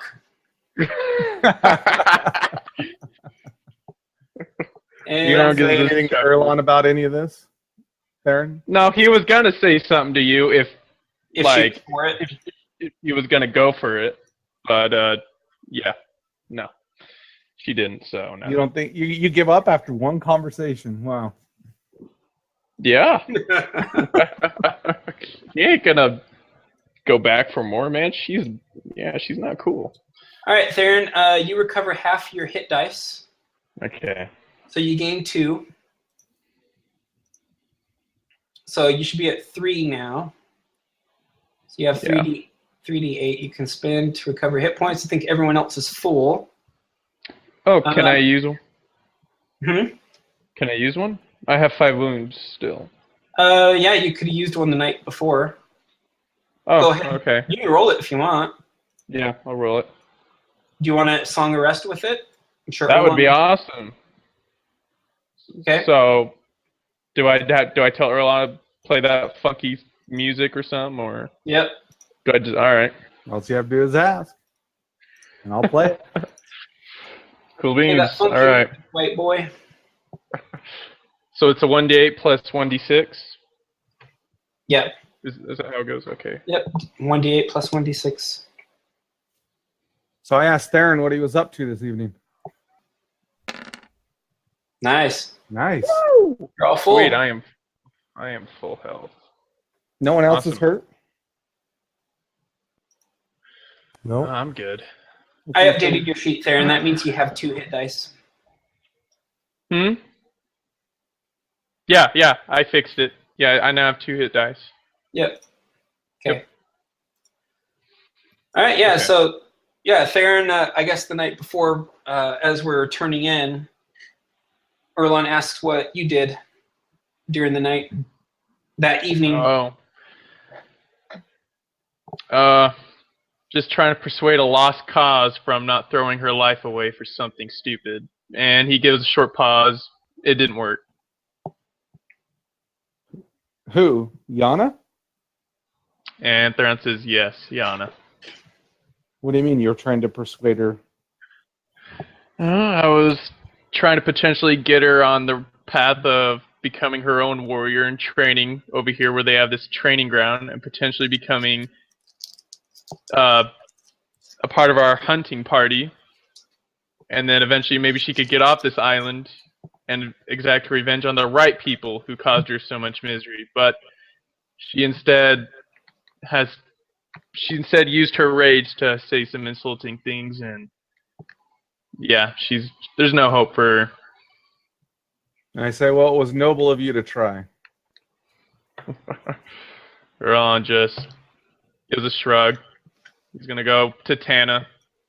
Maybe she has something to do, like for him to do or something. I don't know. Oh no, wait, is it the morning? Yeah, well, Oh, yeah. no. Oh, never mind then. No, I'm that just gonna wait. conversation that you just had was The night before. during the short rest, or the long rest, basically. Oh, okay. So now it's morning. Erlen went to the textiles and spoke with Ellen. He got all that and stuff. He comes back. We get our stuff together and we head out. So is there anything you want to do at this point? Did you want to go talk with Tana? Nope. Nothing to say to her. You probably already did talk to her, though, because you sold your... Yeah, I've already done it. Silver. We kind of skipped around because of the whole... Yeah. You want to go... Yeah. We had that Yana thing. But now that's all over with. It's fine. Yeah, you just went and... Yeah, we'll just fast forward that. Heck yeah. She was happy to see you. Oh, of course. good, yeah. And she, said that she was grateful that you were safe. And she was all happy when you pulled out these razored section of leg, 8 of them, in good condition. Yeah. And so she paid you 8 silver and all that. Sweet. Okay, so here we are, 6/16, year 157.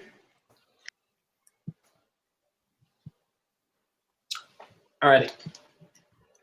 So we head to the surface. I want everyone just roll a survival check. For this, let's do a group check, which means that out of the 5 of us, 3 of us need to pass for us to succeed as a group. For what? I read about those in the DMG, and I'm like, that's a good idea. Or maybe it's the players. I don't remember. But To find the cave? Yeah, I think it's the DMG. yeah, I think it's the DMG. Yeah, Well, to find... Before we go there, we need to find that other place we went to first, because I want to grab that cotton. Yeah, because I'm assuming as a group, we want to try to find our way back out there, right? So we're going to find our way to that cotton. Okay. So everyone roll a survival check. Oh, it was almost a 20. That's fine. Well, that was good, though. Yeah, that was a good roll. Heck yeah.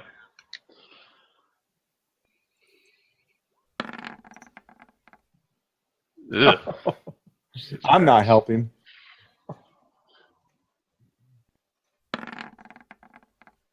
Yeah, it looks like they both have a hangover from previous night. Oh, sweet.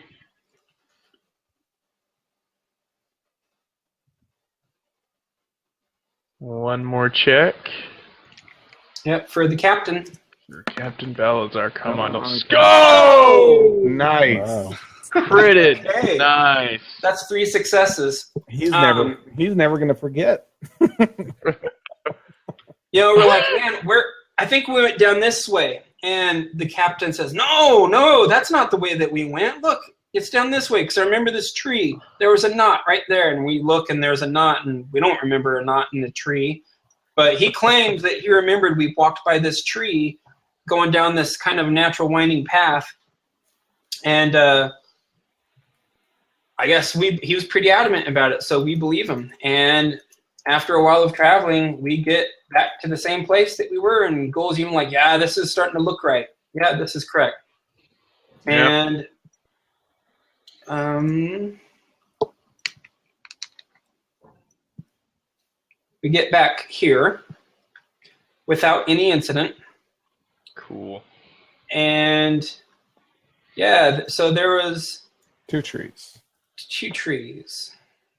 There's one right here. All right. And then I think the other one I put, down to the bottom right there. So I say let's fill these sacks, and the textiles will give us a gold per sack. That's some good money. Yeah, easy money. Ghoul says, why is she paying so much? What's so great about this? Makes very, very strong fiber. Can be used for bags and clothes. I think they smoke it. Hey, whatever they do with it, they're paying me a gold for it, Erlen says. So just so you guys know, if you guys wanted to purchase like fine clothes from the PHB and Shadow's Hold, this is the material that this stuff would be made out of. Oh. It's more of an upper class type thing to buy. That's why it's worth a gold per bag. Of course, it's sold for much more than that once it's tailored. Yeah. But yeah, that's just so you know, like if you're wanting to buy fine clothes and to look really well off to do. What was it called again? Well, it's called. I originally was calling it fiberweed, but I changed the name of it. I don't remember at all what I changed it to because my notes are missing. That's okay. I'll just write it down as fiberweed. But We'll just call it fiberweed. I mean, if that doesn't sound too corny. Hashish. Hemp. So, yeah, hemp. Let's call it hemp. We'll just call it fiberweed. Fiberweed. So we got 2 bags. Is that correct? Yep. So we harvest 2 bags. All right. So I wrote it down. So as soon as we get back, we'll get 2 gold. All right. So now that we made it here, we need to try Deadeyes. You need to try to remember. Well, I guess we have to rely on Zizix, don't we? Yep.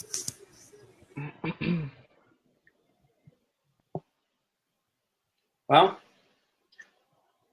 why don't you make Zizix roll a survival check?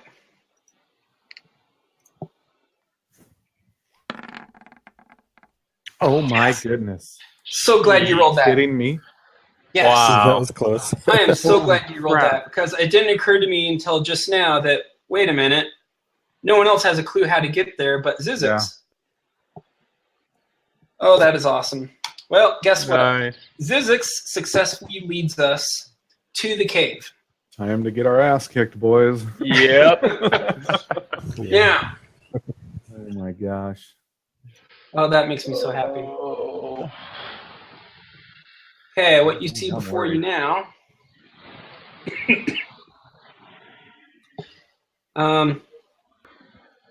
We had to go up north quite a ways, and we're cutting to the east, and we only know this just because, occasionally looking at the position of the sun, the morning sun, we know that we're traveling east. Also notice this is a very cloudy day, like almost grayish clouds, like it's gonna just scattered showers here and there. Not like it's gonna like a big massive storm system where there's gonna be lots of wind and a lot of rain. This is just scattered showers, so there's a slight drizzle here and there. But it's kind of overcast at times, where the sun doesn't peek through the clouds, and so it just kind of blankets the ground in this dismal look, like this large shadow. Right on. So we have to traverse the terrain. And remember, there's different sections of I almost want to call it like a plateau or a grassy knoll type area where we kind of have to traverse around and go up. Like we experienced one of those before where we looked out across it. Remember when you threw the stick, Theron? Yeah, So I remember that. the ground like that all over the place. And one cool thing about, I think it's cool, but about terrain like that is a lot of times you get these cave-like formations in the side. Well, here's another example of that where there is a cave in the side. So what you see off to the right here is the edge. That's actually up in the air like a good 25 feet. Oh. So, it's up there, but we can see a cave entrance right there. Now, there's another thing. Here's the formation that we're in. Is this formation good? Sure.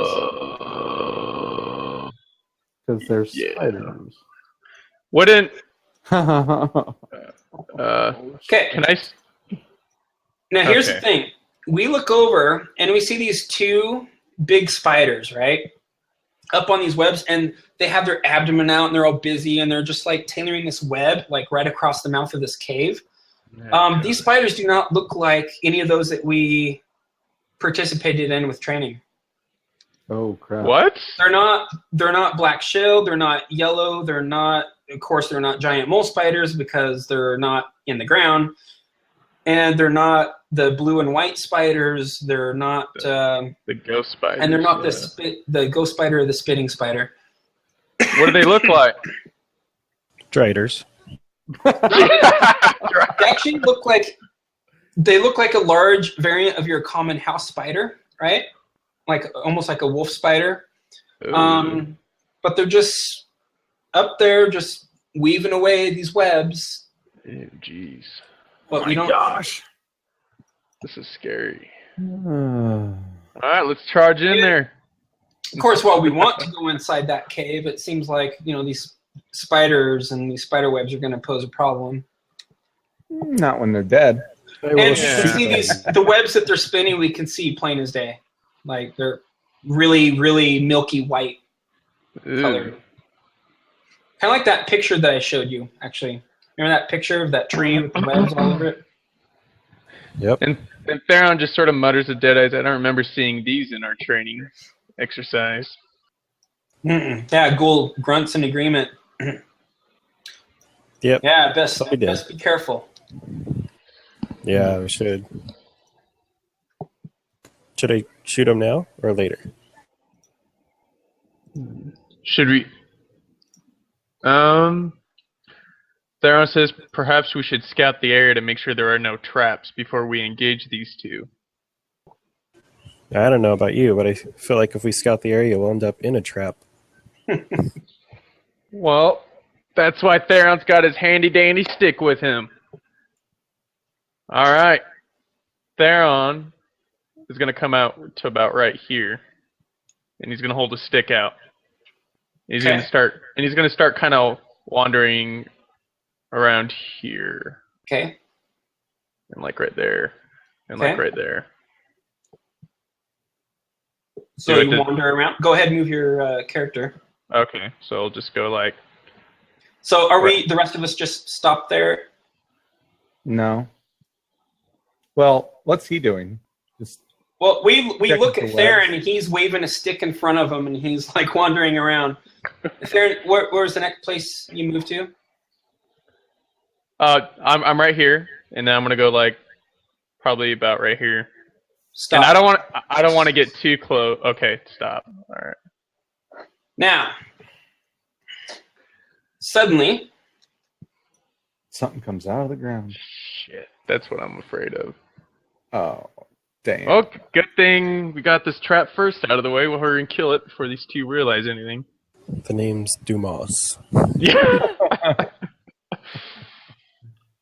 Oh, dude. Oh, crap. Oh. There is a black-plated spider that was hiding in the undergrowth of this tree, and it was just completely, like, you couldn't see it. And then, but you see, like, the leaves kind of move a little bit, and it just leaps right out at you and tries to stab you on its horn. I done fucked up, guys. I'm sorry. Mm-hmm. Now, what I'm going to go ahead and give it first attack. Okay, go ahead. Because the act of it jumping out in midair, leaping and striking at you is starting the combat. Okay, here we go. I think I have an idea. Run. Just get out of there, man. No. All right. I think I have an idea. Oh, shit. It hits. It leaps out. It tries to impale you. And this spike goes, as you're diving back, or dodging back, I mean not diving, but dodging back. This horn, this really large horn, goes right up towards your jugular. And you do this almost like Matrix-like moment where you're going back. And this spike goes right up by your face. Jeez. Dodge it. Now, Nice. his stealth was a 21, and no one's perception was good enough for that. So I want everyone to make an initiative check at disadvantage, because unless you have something that prevents you from being surprised, of course. But all of us are surprised. So everyone make initiative check at disadvantage. Okay.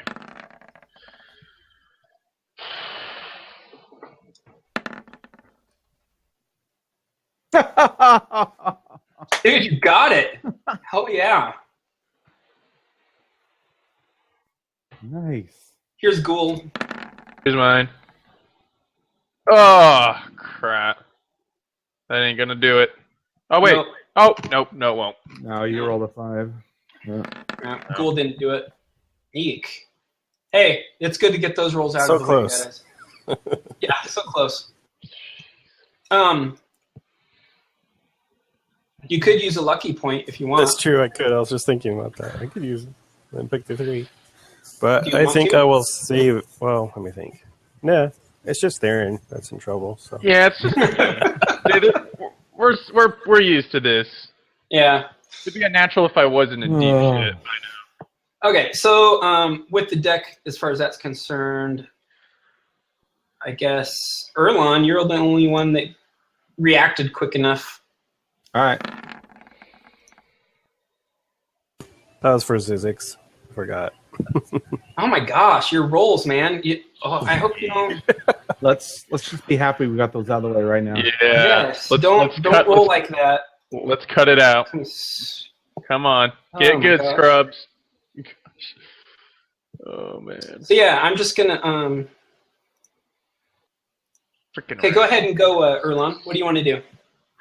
So I'm going to move myself to where Zizix is in that same square. Well, Zizix, Zizix is what? 15 Yeah, feet up in the air, 20.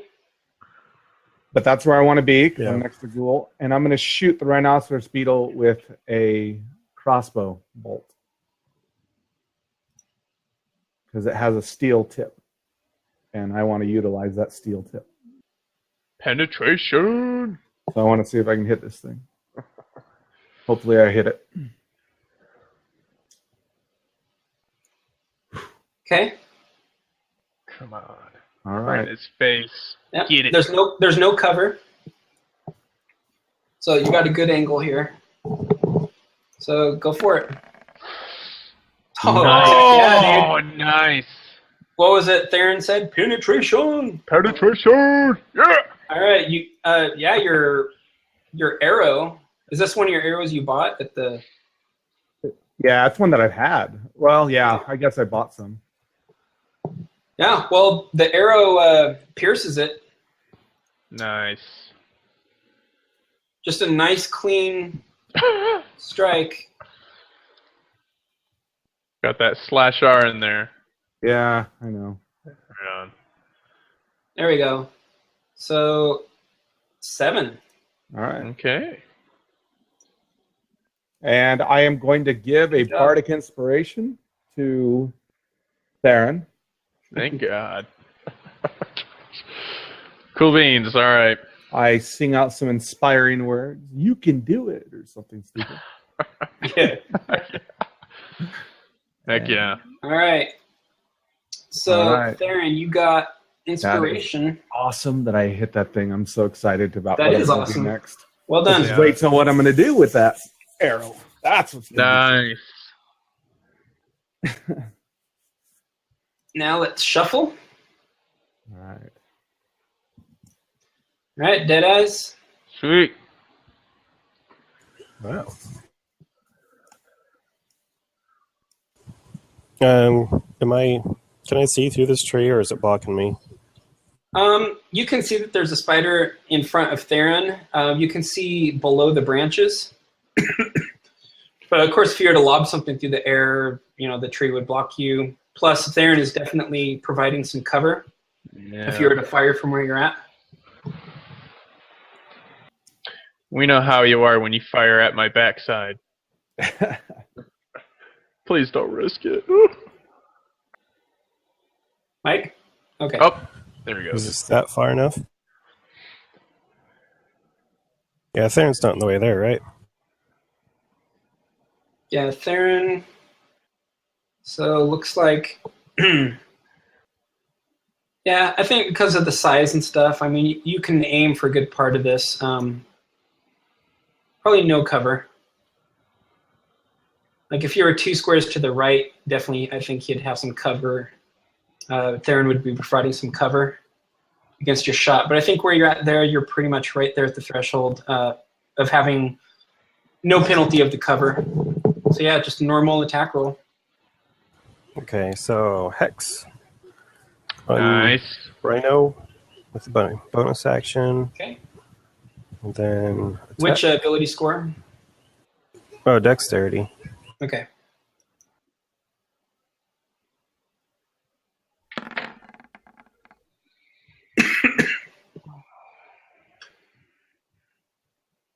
Okay.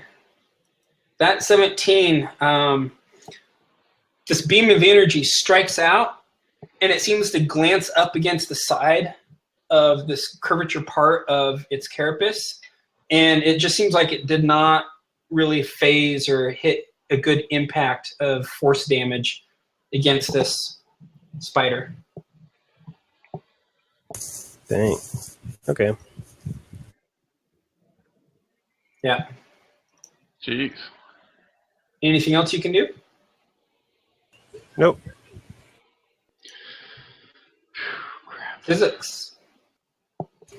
Does do the spiders look like they're doing anything yet? Yeah, they're still building their web. Okay. Oh gosh. Sweet.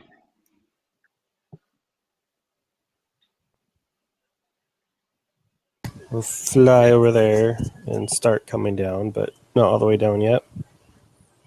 Okay. I don't think he's got enough movement. Okay, so next time then. Yep. All right, Theron. What you gonna do? Remember, you have inspiration. Yep. I'm gonna attack. Okay. All right, let's do this. Let's see what you got. Well done. Sweet. Your sickle? Nice job. Yeah, that's my sickle. Yeah. Yeah, you strike in with your sickle, and you see like this gap where these two like shelly plates meet, and a sickle just cleaves right in that gap. Nice.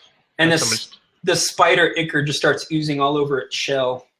Heck yeah. I'm gonna use a key point, Okay. and I'm gonna do flurry of blows against this thing. Don't punch it, Spike. Yeah. I'm pretty. Gosh, don't roll a 1. In other words. All right. Oh my Oh! goodness. Yeah!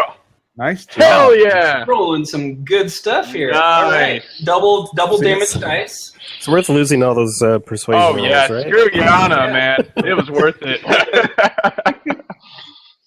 Sweet. All right. No, very Here's nice. damage. Oh, nice. That's good. Very Hell nice. yeah. That's Uh, good. yeah, you actually, when you hit it with your sickle, you even notice a slight little crack. And Gula's saying, "Careful with the shell." And you're sitting there, and you just start punching, and your fist focusing this magical energy through your body through your punches. Heck It yeah. punches right through, and you're just a flurry of blows, man. You're just punching like crazy, and it does about total 10 points of damage and Nice. bludgeoning damage. Does it say versus crit effect? Yes, that's right. Failure. Yes! Good job, man. Hell yeah, man. You might be able to get this thing disadvantage on. Yeah, that'd be freaking awesome. I still have one more attack, too. Dude, if that's the case. Roll a, let's see, I guess this would be considered monster. Yeah, roll a d10. Okay. 9. 9. Sweet. Torso chest. So, yeah, that's going to be like its main area where you struck it with the sickle. Nice. Definitely, that's where you hit it. Roll a d6 for severity.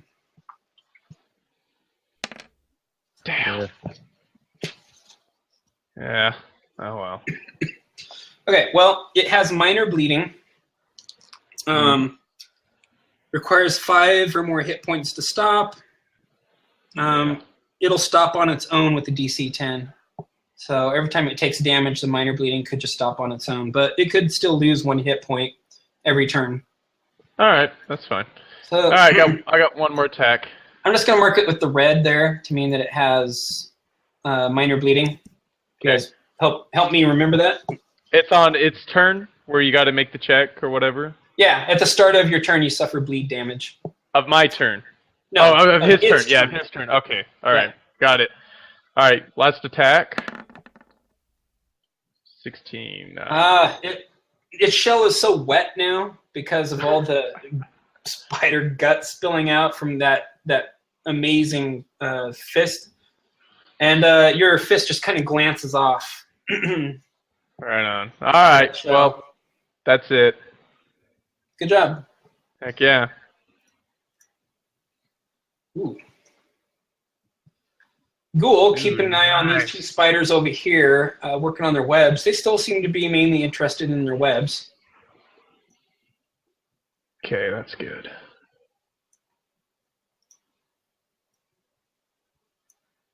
Ghoul comes up here with the mighty axe. Sweet. And here we go, Ghoul. Come on. Oh.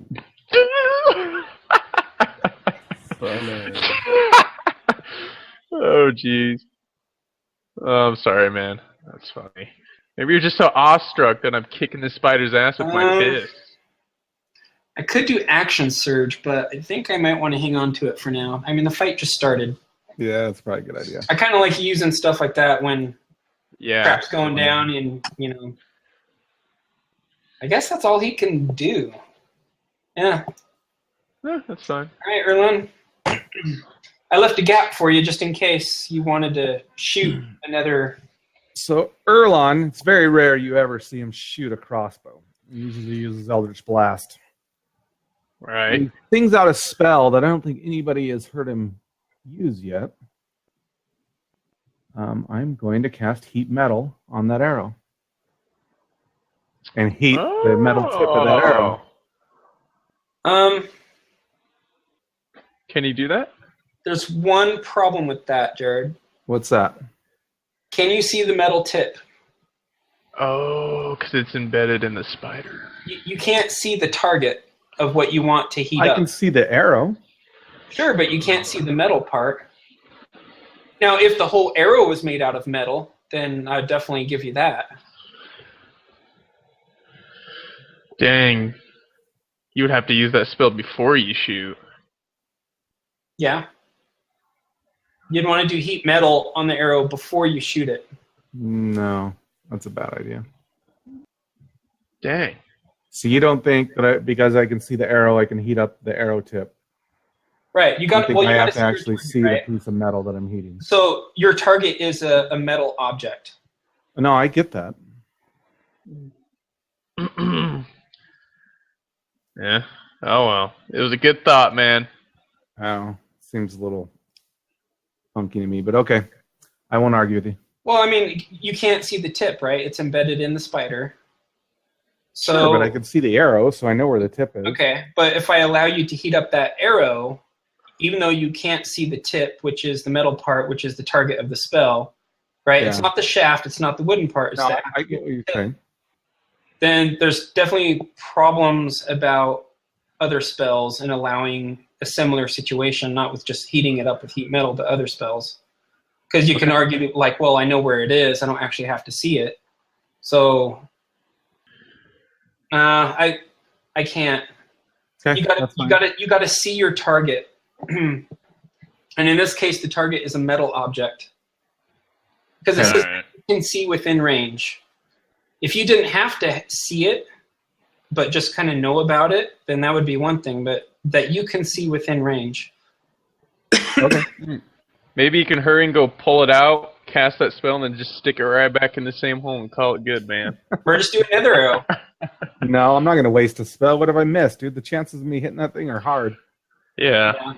I'm not going to waste a second level spell like that. That's crazy. All right. What 'Cause if it will misses, Erlon do? then I'm screwed. Okay. I'm going to have to do something else. Dang, that was an awesome spell, though. That's an awesome idea. Yeah, that is an awesome idea. It's pretty cool. I like the damage it does, too. Yeah. It would have been cool. Yeah. It's a lot of damage. I'm sorry, man. No, you're fine. I probably would have said something if I knew what you were going to do beforehand. That's all right. I already did damage to it. I'm just going to Eldritch Blast it because really nothing else. Okay. All right.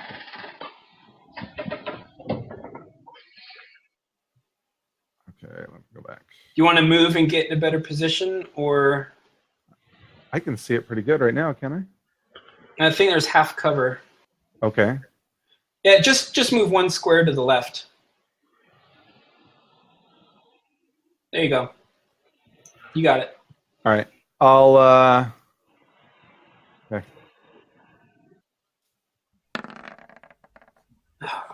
Ooh. Exactly why I wasn't Yeah. going to heat up an arrow and shoot it.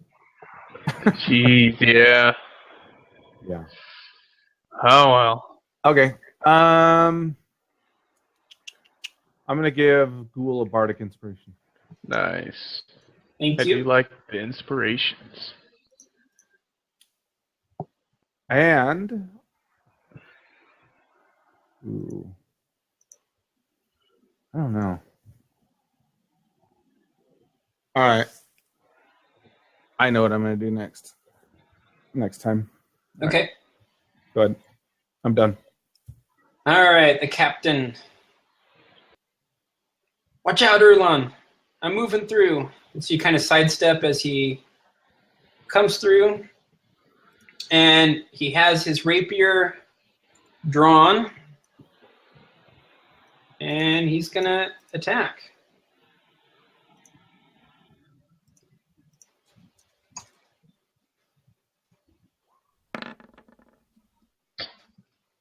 But as he tries to pierce this thing with his rapier, I mean, it just slides right off the shell. And Theron yells, "Try your fist!" No, I'm just messing with you. She doesn't do that. All right, so he takes All 1 right. point of damage from the bleed. Cool. And then it's going to, let's see, save for the bleed to see if the bleeding stops. Come on, fail. Fail, you big bastard. Oh, it stops. Oh well. He only took 1 point of damage. Hey, that could be the difference of it standing up and You never being know. flat on the ground, man. Heck yeah. Oh yeah, and it is staggered, by the way. Which just means it has disadvantage on ability checks. Okay. So force it to use an ability. Alright. So, Make an ability check. there's 3 targets it could go for. It is going for you, Theron. Fair enough. I did do damage to it. Well, a lot of it, anyways. Heck yeah. And it lurches out and tries to bite you, and you easily sidestep it. Nice. Heck yeah. Armor class 16. Yeah, mine is a 16. Yeah. Okay. So yeah, you're wearing these dark green robes, and you're kind of in a dance with the spider, and you faked it out. And Heck it yeah. tried to bite at you, and you just dance to the side, and then you're ready to go in for another strike. Right on. Got a shuffle. Sweet. Ooh. Nice. Redemption! Yeah. Here we go. Ghoul. Got this, man. Oh, that was so close to a freaking 20, dude. Holy crap. Oh, that sucks. Oh, dude, it was like about to roll right on that 20. Did I? Yep. Okay. Yep. Same. I should have bumped the table so it would flip over to the 20, right? Yeah. Just Isn't that smack the what you side of your rolled last monitor. time? Yeah, that's exactly what I rolled last Oh time. Was my a flipping gosh. table. That sucks. Oh my gosh. Oh And my being- Again, like I was inspired by Ghoul. I was like, hey, Yeah. Ghoul looks like he knows what he's doing. you're trying to line up a shot and stuff, and your bolt just goes wide. Like you just, you're not wanting to hit Theron, and he's like leaping around and stuff, and you just badly missed. Oh, man. Anything else you can do? I'm actually just gonna take a step down. That's it. Okay. Do you want to move any more than that? No. Okay. Oh. Oh, crap. The spider's going to keep going for you, Theron. Alright. I mean, you are the one that caused it the most pain, so I Yeah. guess it's going to defend itself. It's gonna hit me in one of these attacks. Crap. Again, it tries to thrust its horn at you and then to bite, and you just easily sidestep. Nice. That training by Vincent just really paid off. There you go. It's kicking in. Heck yeah. Jeez. I really don't All right, want it to hit me. Oh, man. All right, doing a help action for me. Okay. Excellent. Nice. Zizix starts pulling on a leg. Captain.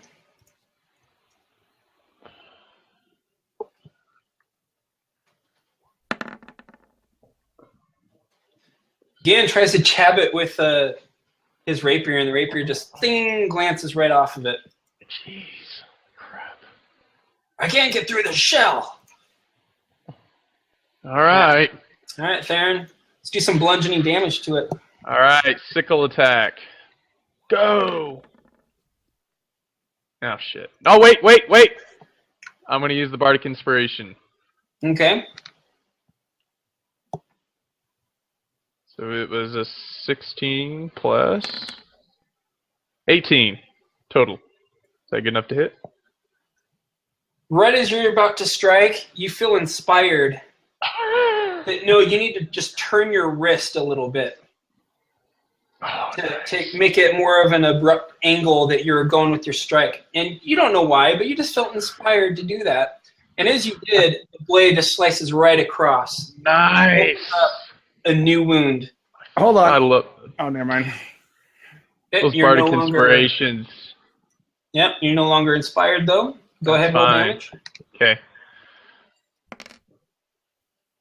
Oh, if I knew it was going to be that crappy damage, I wouldn't have done it. All right. I'm going to use a key point Okay. and do another flurry of blows at it. Okay. Okay, here we go. Hit! Sweet. Oh yeah. You find the spot where its shell is already kind of cracked, and you just go for it and punch. It goes right through. Sweet. 7 points of damage. I think you and Erlon have done the only damage to this thing. Yeah. I got one more attack. Doing a lot of small damage to it. It's adding up nicely. Heck Yep. Yeah. All right. That is not a hit. Yeah. Your fist glances off of it. Oh well. All done? Yeah, I'm all done. Erlon, you see a row of 3 people who are definitely blocking your path to do. Yeah. Yeah. I mean, I would give you 3/4. It'd be 3/4 cover Well, I can always move. because it is large sized. But, Yeah. I can move. Okay. Not a problem. 1 second. I'm going to move over next to Deadeyes. If I move here, will it still have cover?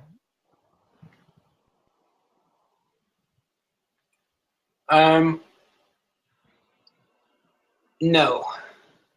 Right? I'll have a good shot at it, right? Right. All right. I'm going to move there. I think there's one square.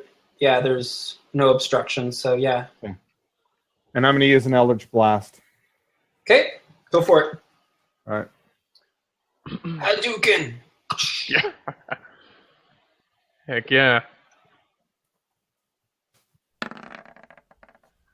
Oh, no! Oh shit. Please don't I be... am going to use a lucky die. Oh, Oh, no, I nice. have to declare it first. I forgot. Yeah, you're talking about your lucky charm. Yep. I have to declare it first. Yeah, if you would have declared it first on that. Crap. Alright, what happens? Well, either it's going to hit Zizix or it's going to hit Theron.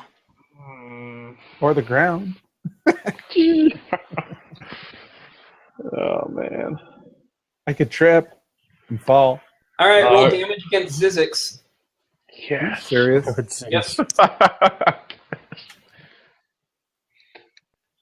How many hit points does Zizix have again? He has like 8 or something. Ooh, 4. I'll subtract it out. He has 10 hit points. Yeah. Not anymore. So Zizix get. Good thing I didn't roll gets, max. Huh? You're trying to line up a shot and you just miss, and you can tell that it hit something up in the air, and the air just kind of rippled a little bit, and you hear Zizix's voice. He's an imp, right? Right now? Yeah, he's an imp right now. Ah, curse you! You know, and it's just... Yeah, you know that you hit Zizix, Erlan. I shout out, I'm sorry, Zizix. I didn't mean to hit you. Anything else you can do? I'm not going to waste all my bardic inspirations on this fight, so no. Smart. Redemption time. All right. Come on. Second redemption. Come on, you got this. Dude. Dang. It like wants to give it to you, and then it's just like, nah, screw you, man. And it just goes to a lower number. Inspiration, but I don't even think I want to use inspiration on a crap roll like that. I mean, I just wildly missed. That's just, yeah. All right, Zizix. It lunges out at Erlan. Gonna help Deadeyes? Yep. All right. Oh, nice. Teamwork right here. You have Sweet. advantage. Hit it right in the freaking face, man. Come on, you got this. Oh, yeah. What's that second number? I can't even see it. Yeah, I can't even see it either. It's hiding. Looks like a 18 or a 19. Oh, it'd be 18 because +5. Yep. Oh, okay. All right, so yeah, you know that's a definite hit. Zizix is pulling on this spider in such a way that it's helping to kind of stabilize it, keep it from moving around so much. And you line up the shot. If you just hover over the number that's rolled, it shows you what the roll was. Oh. Could have been better damage. Crap. Jeez. So, minimum damage, basically. Yep. Yeah, so the knockdown, the D8, that's not enough. So, you did 5 damage to it, which is damage, but boy, you just barely got it. But yeah, this spider is getting pretty weakened. It's getting down there. Anything else you can do? Erlan, want to line up another shot? Redemption? I don't know. How bad is this thing hurt? It's half life, right? Oh, no. Do you see the bar? I can't. Oh, now I can see it. Zoom in? Yeah. Okay. Yeah, I guess that's what I'll probably do. I'll Eldritch Blast. It's hurt pretty bad. Like, Theron has been sitting there flurry of blows, and he's, like, making a mess of the spider. Oh, whoa! I didn't even see his health bar. It's pretty low. Yeah, and Right you did on. most of that. Heck yeah. Yeah. Yeah, I'm gonna Eldritch Blast it again. All right. No, dude. Like hover over the 5. I actually rolled a 5 on Hex. What the die is showing on the tabletop is not what I actually rolled. Sorry to interrupt, but because if you put your mouse over the 5 on the macro, it says 1d6. It shows 5. Yeah? What It's the showing heck? your roll is 5. That is weird. It must have just been because you know how sometimes the die goes like on an angle and it shows like a different number. Must have done something You see weird how with it's the bounce or parentheses? something. That's showing the actual die roll. If you go up to the one above it, it's showing the Yeah. exact same thing. So it should be 9 total, so we need to add 4 more damage. Yeah. Yeah, the die just looked weird. Oh my god! Dude, holy crap. I think you should sit this one out, man. Oh, holy Theron or Zizix? oh, shit. Please, Theron.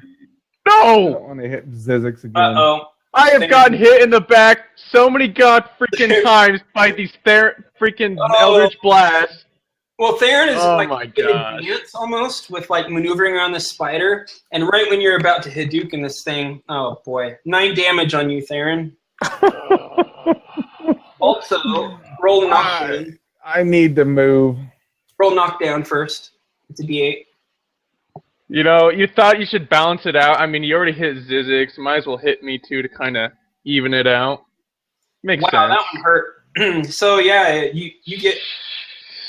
You know what? You release the spell. It was going to be a true shot, and then Theron just jumps right in the way. Oh, it's my fault. Bam! Yeah. It has nothing to do with his aiming. I jumped in it right off. Well, he could have aimed better, but he didn't expect you to get in the way, I guess. I'm going to move because apparently this is not a good spot for me to be in. So, and that hurt, man. You feel like you got a massive man. sunburn all over. Well, no, I guess it's force damage. Gosh, like someone just clubbed you right in the back hard. Like it hurts. Theron just peeks over his shoulder. He's like, "What the heck? okay, What in the 9 hills was that?" I'm moving here. That's for trying to get that Yana girl to come into the party. Yeah. Oh man. That's where I'm All moving. right, y'all done? Yep. I'm scared, dude. I'm sorry. I think I'm gonna die by my own teammate. He's just out for me. Gosh. First dead eyes, Wow. now we're on. The spider weeps out at you with the bite, and you jump up in the air as it tried to gore you with its horn, and you just kind of step up onto its head almost, and then just jump right back off, all Nice. gracefully. With what little grace I have left. Right on. All right. Come on, Rapier. Oh, come on, guys. Hit. Dude, that's the What the third hell? 2 in a row. You know what? I am just so freaking glad those two spiders are just doing their own thing over there. We would so be screwed. All right, Yeah. Theron. Oh right, my Theron. god. Alright. That's just one spider. Oh my Erlen god. almost soloed one of these. Here we go. Yeah, Sickle but attack. I can't freaking roll anything. I didn't roll 2 1s in a row, that's for sure. Almost, man. Almost. I'm gonna spend another key point. Yeah, your sickle just couldn't get an edge or anything and make a new wound into it. But you definitely Dude, have don't plenty of blow your opportunities wad on to this thing, dude. punch it. No, I can regain it in a short rest, but I want to We kill got- this thing. we're gonna have You another guys aren't. fight, You dude. guys aren't even hitting it. You're choosing to hit me instead, so I got to do something, or else I'm gonna die. All right. So You're wasting Here- your points, man. I don't think so, because no one else is doing anything to this thing. So here I go. Oh shit. Okay. There you go. Here's another one. Yeah. So I'm just- you only have 1 key point left, right? Yep, I'm saving it. This thing's almost dead, dude. Yeah, but because I'm doing most of the damage. Freaking gosh. Hey, I've done a lot of damage, just not all to the spider, okay? Oh. Yes. That's true. Jeez. Ah. Oh my gosh, guys. Crap. All right, Erlen, you're up. Okay, Um, I am going to Way Eldritch of- Blast this thing. All right? Okay, you got it. There needs Just to don't be aim a high. You might hit there Zizix. there needs to be a barred subpath called Way of the Pacifist. I think that would be just fine. Nah, I missed. Yeah. It just it hits the ground. Okay, I'm going to move 1 square. And you feel a spray of dirt just spray across your legs. Theron, Captain, and Ghoul. I move right there. Okay.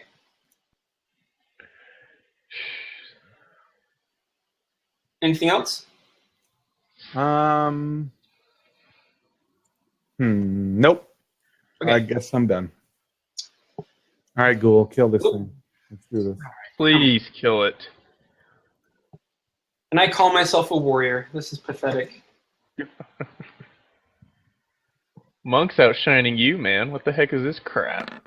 Oh no! gosh. Dude, you know how many times? Gosh. Dude, Dude. use your bardic inspiration. I am. Yeah, I'm going to use Bardic Inspiration on that. That landed on the 20, though. That was painful. I know. It's done that where it's almost landed on the 20, and it's just like, nope. Go somewhere. Oh, good. That Nice. would be a 19. That means my axe hits. Sweet. Do you crit on a 19? A natural 19. Or Oh, natural. natural 19. Okay. Not on a natural 8. Yeah. Talk about being OP. Oh, man. All right, damage with my great axe. Please kill it. Oh my goodness. Nice! Yeah. Nice. Well, it only has 10 hit points left, so suffice to say, Ghoul goes in and finally just gets pissed off and just cleaves it down right in the part where you've already done quite a bit of damage. He's on the other side, and he finishes it off, and it just breaks in half. And then he's like, okay, careful, and he's wanting you to back away. He's like, don't damage the shell anymore. So as soon as that thing goes down, I say, show yourself, Zizix, and I will heal you. Okay. So I'm going to use a Cure Wounds on Zizix. Okay. And...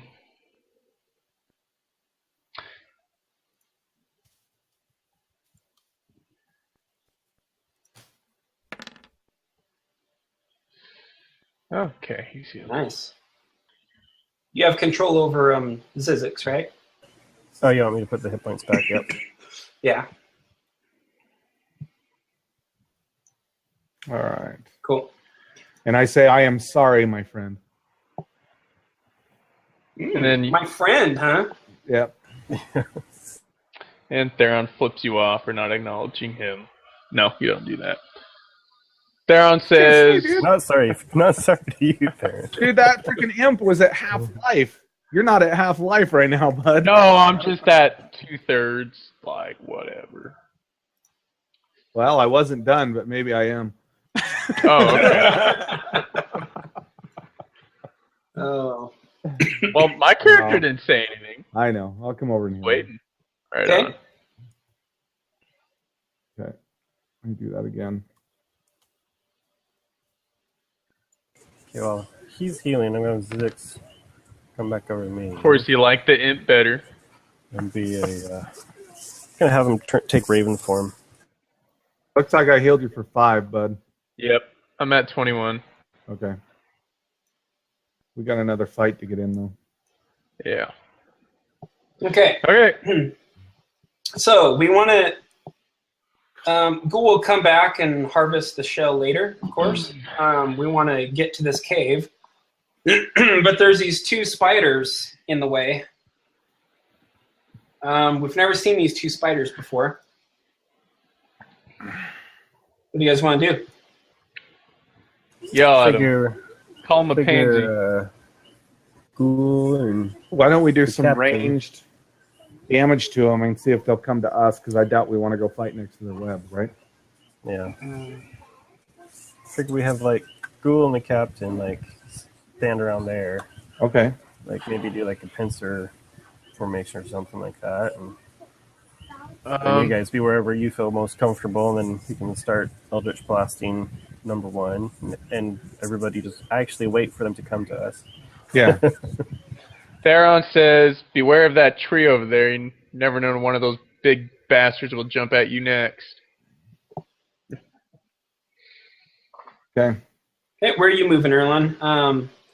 You don't have a clean shot from there.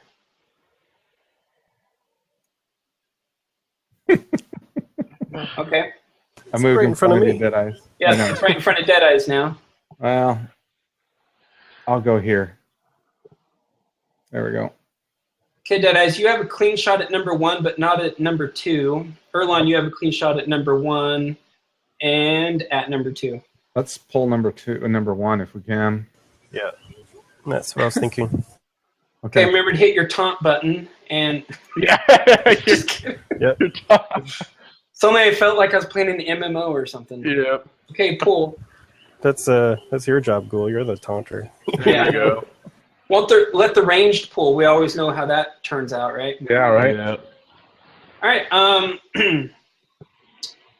So I guess you guys can time your attack at the same time, but since we have to resolve it in some sort of order, let me just. So I asked the captain how many daggers he has. Daggers? Yeah. None. I think he sold his dagger that he had for the rapier. You mean my dagger? Oh yeah, I guess it was your dagger, huh? Oh, wow. Well, I don't have that he has a dagger at all on him anywhere, so either he gave it back or he sold it. Okay. He went to the weapon dude and bought that rapier. So before we do this, I give him a short sword, and I tell him to stick it in one of those spiders and leave it in there. Oh. Theron could do that. But So alright. use the short sword and then just stick the... okay. Excellent. Tell him to stick it in one of the spiders and leave it in it. I have something to do with that. Okay. That's a good idea. I like that. Right. Nice. Well,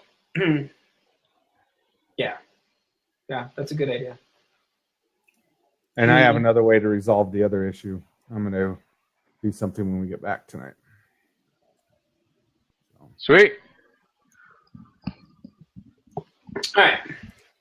So I'm just going to shuffle with us. Okay. Because we're going to go first, right? So then I'm going to do like just an initiative check. We're not trying to be stealthy or anything. So just an initiative check against these guys to see if they can react within this first round that we're basically starting. Okay. So that's good. Now, Deadeyes, you're going to know that probably Zizix is going first, but it would be risky to move him too close without combat being started because you're pretty sure that these spiders might be able to sense him, and it could be too dangerous for Zizix, even though he's invisible. But you could fly up in the air and get in a better position to be ready, though. No, I think he's good. Oh, okay.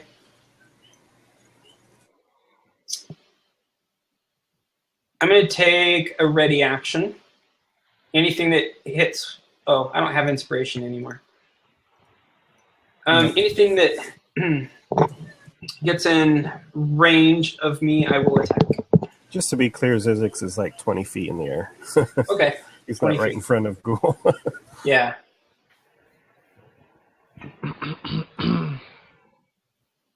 Okay, Erlen? I'm going to ready an action to fire when Deadeyes fires. Okay. So that'll go right after Deadeyes then. Okay. All right, Deadeyes? Okay, I'm going to do a ready action to fire when Erlon fires. You just put us in an endless loop. How dare you? No, I'm just kidding. All right. Oh, let's see. Hold on. I'm waiting for you to go. No, you go. No, you go. I know you are, but what am I? Yeah, he's in range. Okay, I'll do Hex. Oh, let's see.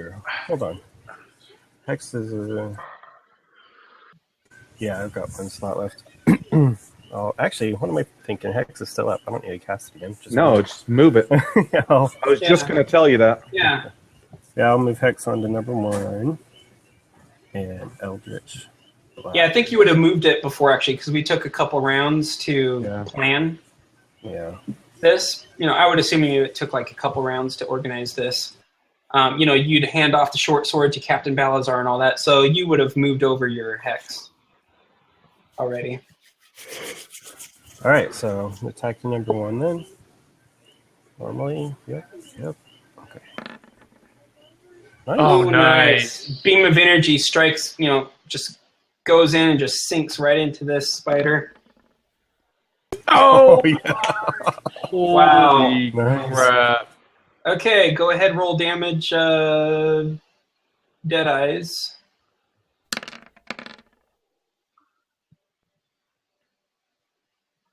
So is that 15? Yep, 15 points of damage. Yeah, see how that one's written out too? It's not like it was adding it, like how we thought it was adding it before. Yeah. Yeah. See? Okay.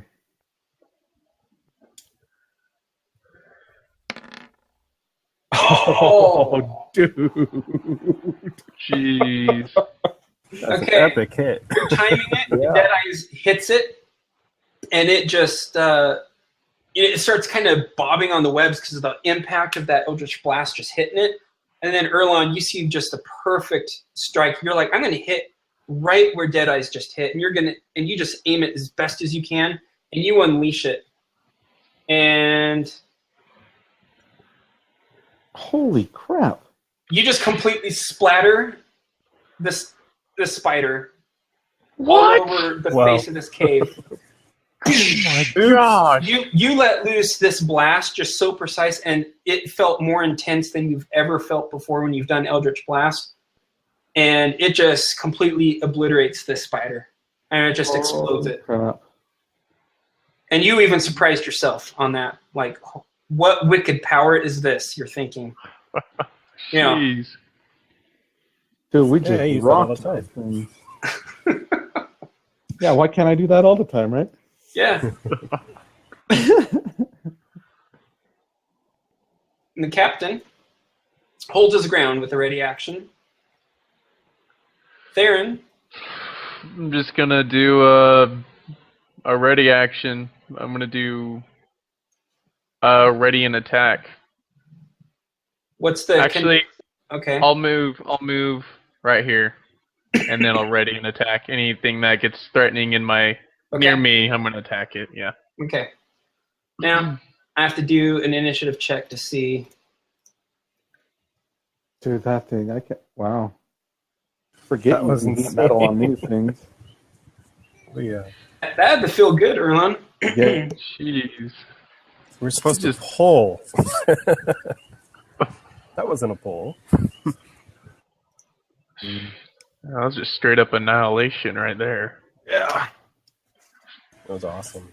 Yeah, that was awesome. Do the same to number 2. Yeah. Wouldn't that be awesome? Okay, Heck yeah. it failed its initiative check. So I just shuffled. Here we go. Oh, Oh, you forgot out. Gotta Wait a get rid minute. of one. He did. yeah. No, he resurrects. I'm just putting him there. Let's see who's next. It's a troll spider. Yeah. Oh, that sucks. I like the color of that card though. That looks pretty cool. This spider is so completely spooked. You see it just scamper away.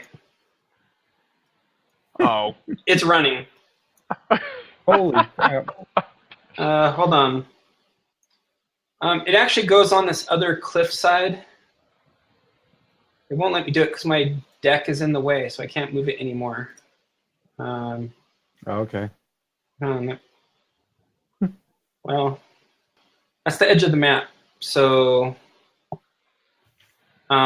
it's off of the map, but it's on the south-facing part of the cliff there. But it looks like it's running. Like all these other little spiders in this forest, when we're walking along, we just see these little spiders just scurrying away from us. That's exactly what it's doing. Okay. right on. Okay, Well, so now we have this web, which, with that blast you did, Alta Erlin, you destroyed a lot of the webs around the face of this cave. Nice. They're just sitting there kind of flapping, just with a slight breeze that's moving through. It's just flapping. Yeah. Now what do you guys want to do? Ghoul might want to harvest whatever he needs off that spider before we go in. I think we need to. Short Check rest? the area. We should Or that. keep Yep, short rest. keep parts of number 1, the blue number 1, and take them back and show them to Vincent or whoever, since we don't know what they are. Oh, that spider? Yeah. Yeah. So, there's another spider out there you guys don't seem to know about. course, we can't really tell him much about it because we just killed it before it could do Yeah, anything. it's like in pieces. Although we could, We could describe it. yeah. Well, we could take back legs and stuff. They might find use for it. We can look. Somebody with good survival should look it over and see if there's anything that looks like it could be useful. Okay, Ghoul is going to harvest. Ghoul would be the one with a good survival, right? I have good survival. Do you? Okay. Yep. I'm not sure I do. Okay, I just updated Ghoul's sheet. He collected one more piece from the spider. I have a +3 to my survival. What do you have? I got a +5. Okay, yours is better. Mine. Ghoul has a +3. Okay, wow, well done, Erlon, man. You vaporized that spider. That's crazy. Yeah, holy crap. That was awesome. So now we have this cave. And it's midnight. So do we want to stop or do you want to continue on? thought you meant Midnight in real time, guys. Okay, Yeah, I'm sorry, like, what? midnight in We need to get back now. Well, That was a obviously, really, we're really gonna hard have critical hit. my guess would be we're going to have an encounter when we walk in here, right? Probably. Pretty quickly, I would imagine. Who cares? Let's do it. That Yeah. was pretty fast. That was like pretty 30 quick. minutes. Let's do Right? it. Okay. Yeah, let's do it. Are you up for it, Mike? I got adrenaline pumping. I'm not tired. Dude, Oh, I yeah, wanna hey, freaking it's- do this. That was fast. It's Wait. 8 here. Okay, so we're going to do a short anyway, rest, so right? I'm not going Yeah, are we going to do short rest? Okay. Okay. So the captain hands you back your short sword, saying, I guess I don't need this. Nope. He Can says, I- I think I'm going to have to get some metal bolts made for my crossbow when we get back. Can I can't expend hit dice during a short rest, can I? Yeah, absolutely. That's one of the main uses of your hit dice is to use them during a short rest. I want to expend one. And we do Song of Rest. I can always do Song of Rest. Awesome. You're going to do one hit dice? Yeah, I want to do one. Okay. Okay. I'll just do this. So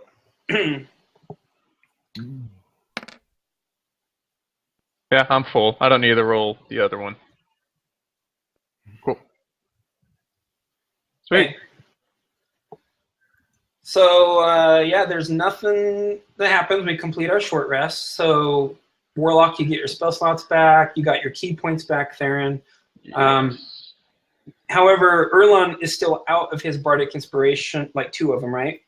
Yeah, only 2 is all I Okay. used. But when I reach 6th level, or is it 5th level? I don't remember. I get them back after short rest. Right. I think it's 5th level. Okay. Theron wants to take his stick and chuck it over here real quick And you've before we only get any used closer. one spell slot, Theron? Or Erlon, is that right? I used 2 spells. All I used was 2 heals. Oh, 2 cure wounds? Okay. Yeah, that's all I used. Okay. So we have this cave before us. The clouds have drifted over the sun. There's a slight drizzle of rain coming down suddenly, just kind of setting the mood.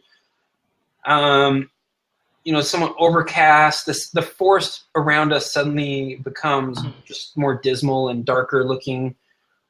Not so dark, though, that we have to worry about these shadow creatures coming out, but definitely makes the forest more ominous. Then we see this blackish hole right in the side of this cliff face, and the ambient light is just barely spilling in to the cave. So do we just go all in, or? Well, I was gonna chuck a stick right here to make sure there's nothing in it, or my branch, Okay, over where? like right towards there. Into You those see it? trees? Yeah, into Sure. these trees. Yeah. Okay. You throw a stick, and it just clunk clunk as it hits some branches, Oh. and nothing happens. Okay. Cool. Okay. And he says, "Everyone, I think the coast is clear." Okay. Do you want to go in a formation? Oh, yeah. He's gonna go get back his stick though, real quick, if that's okay. Okay. Okay. How do you guys want to do this?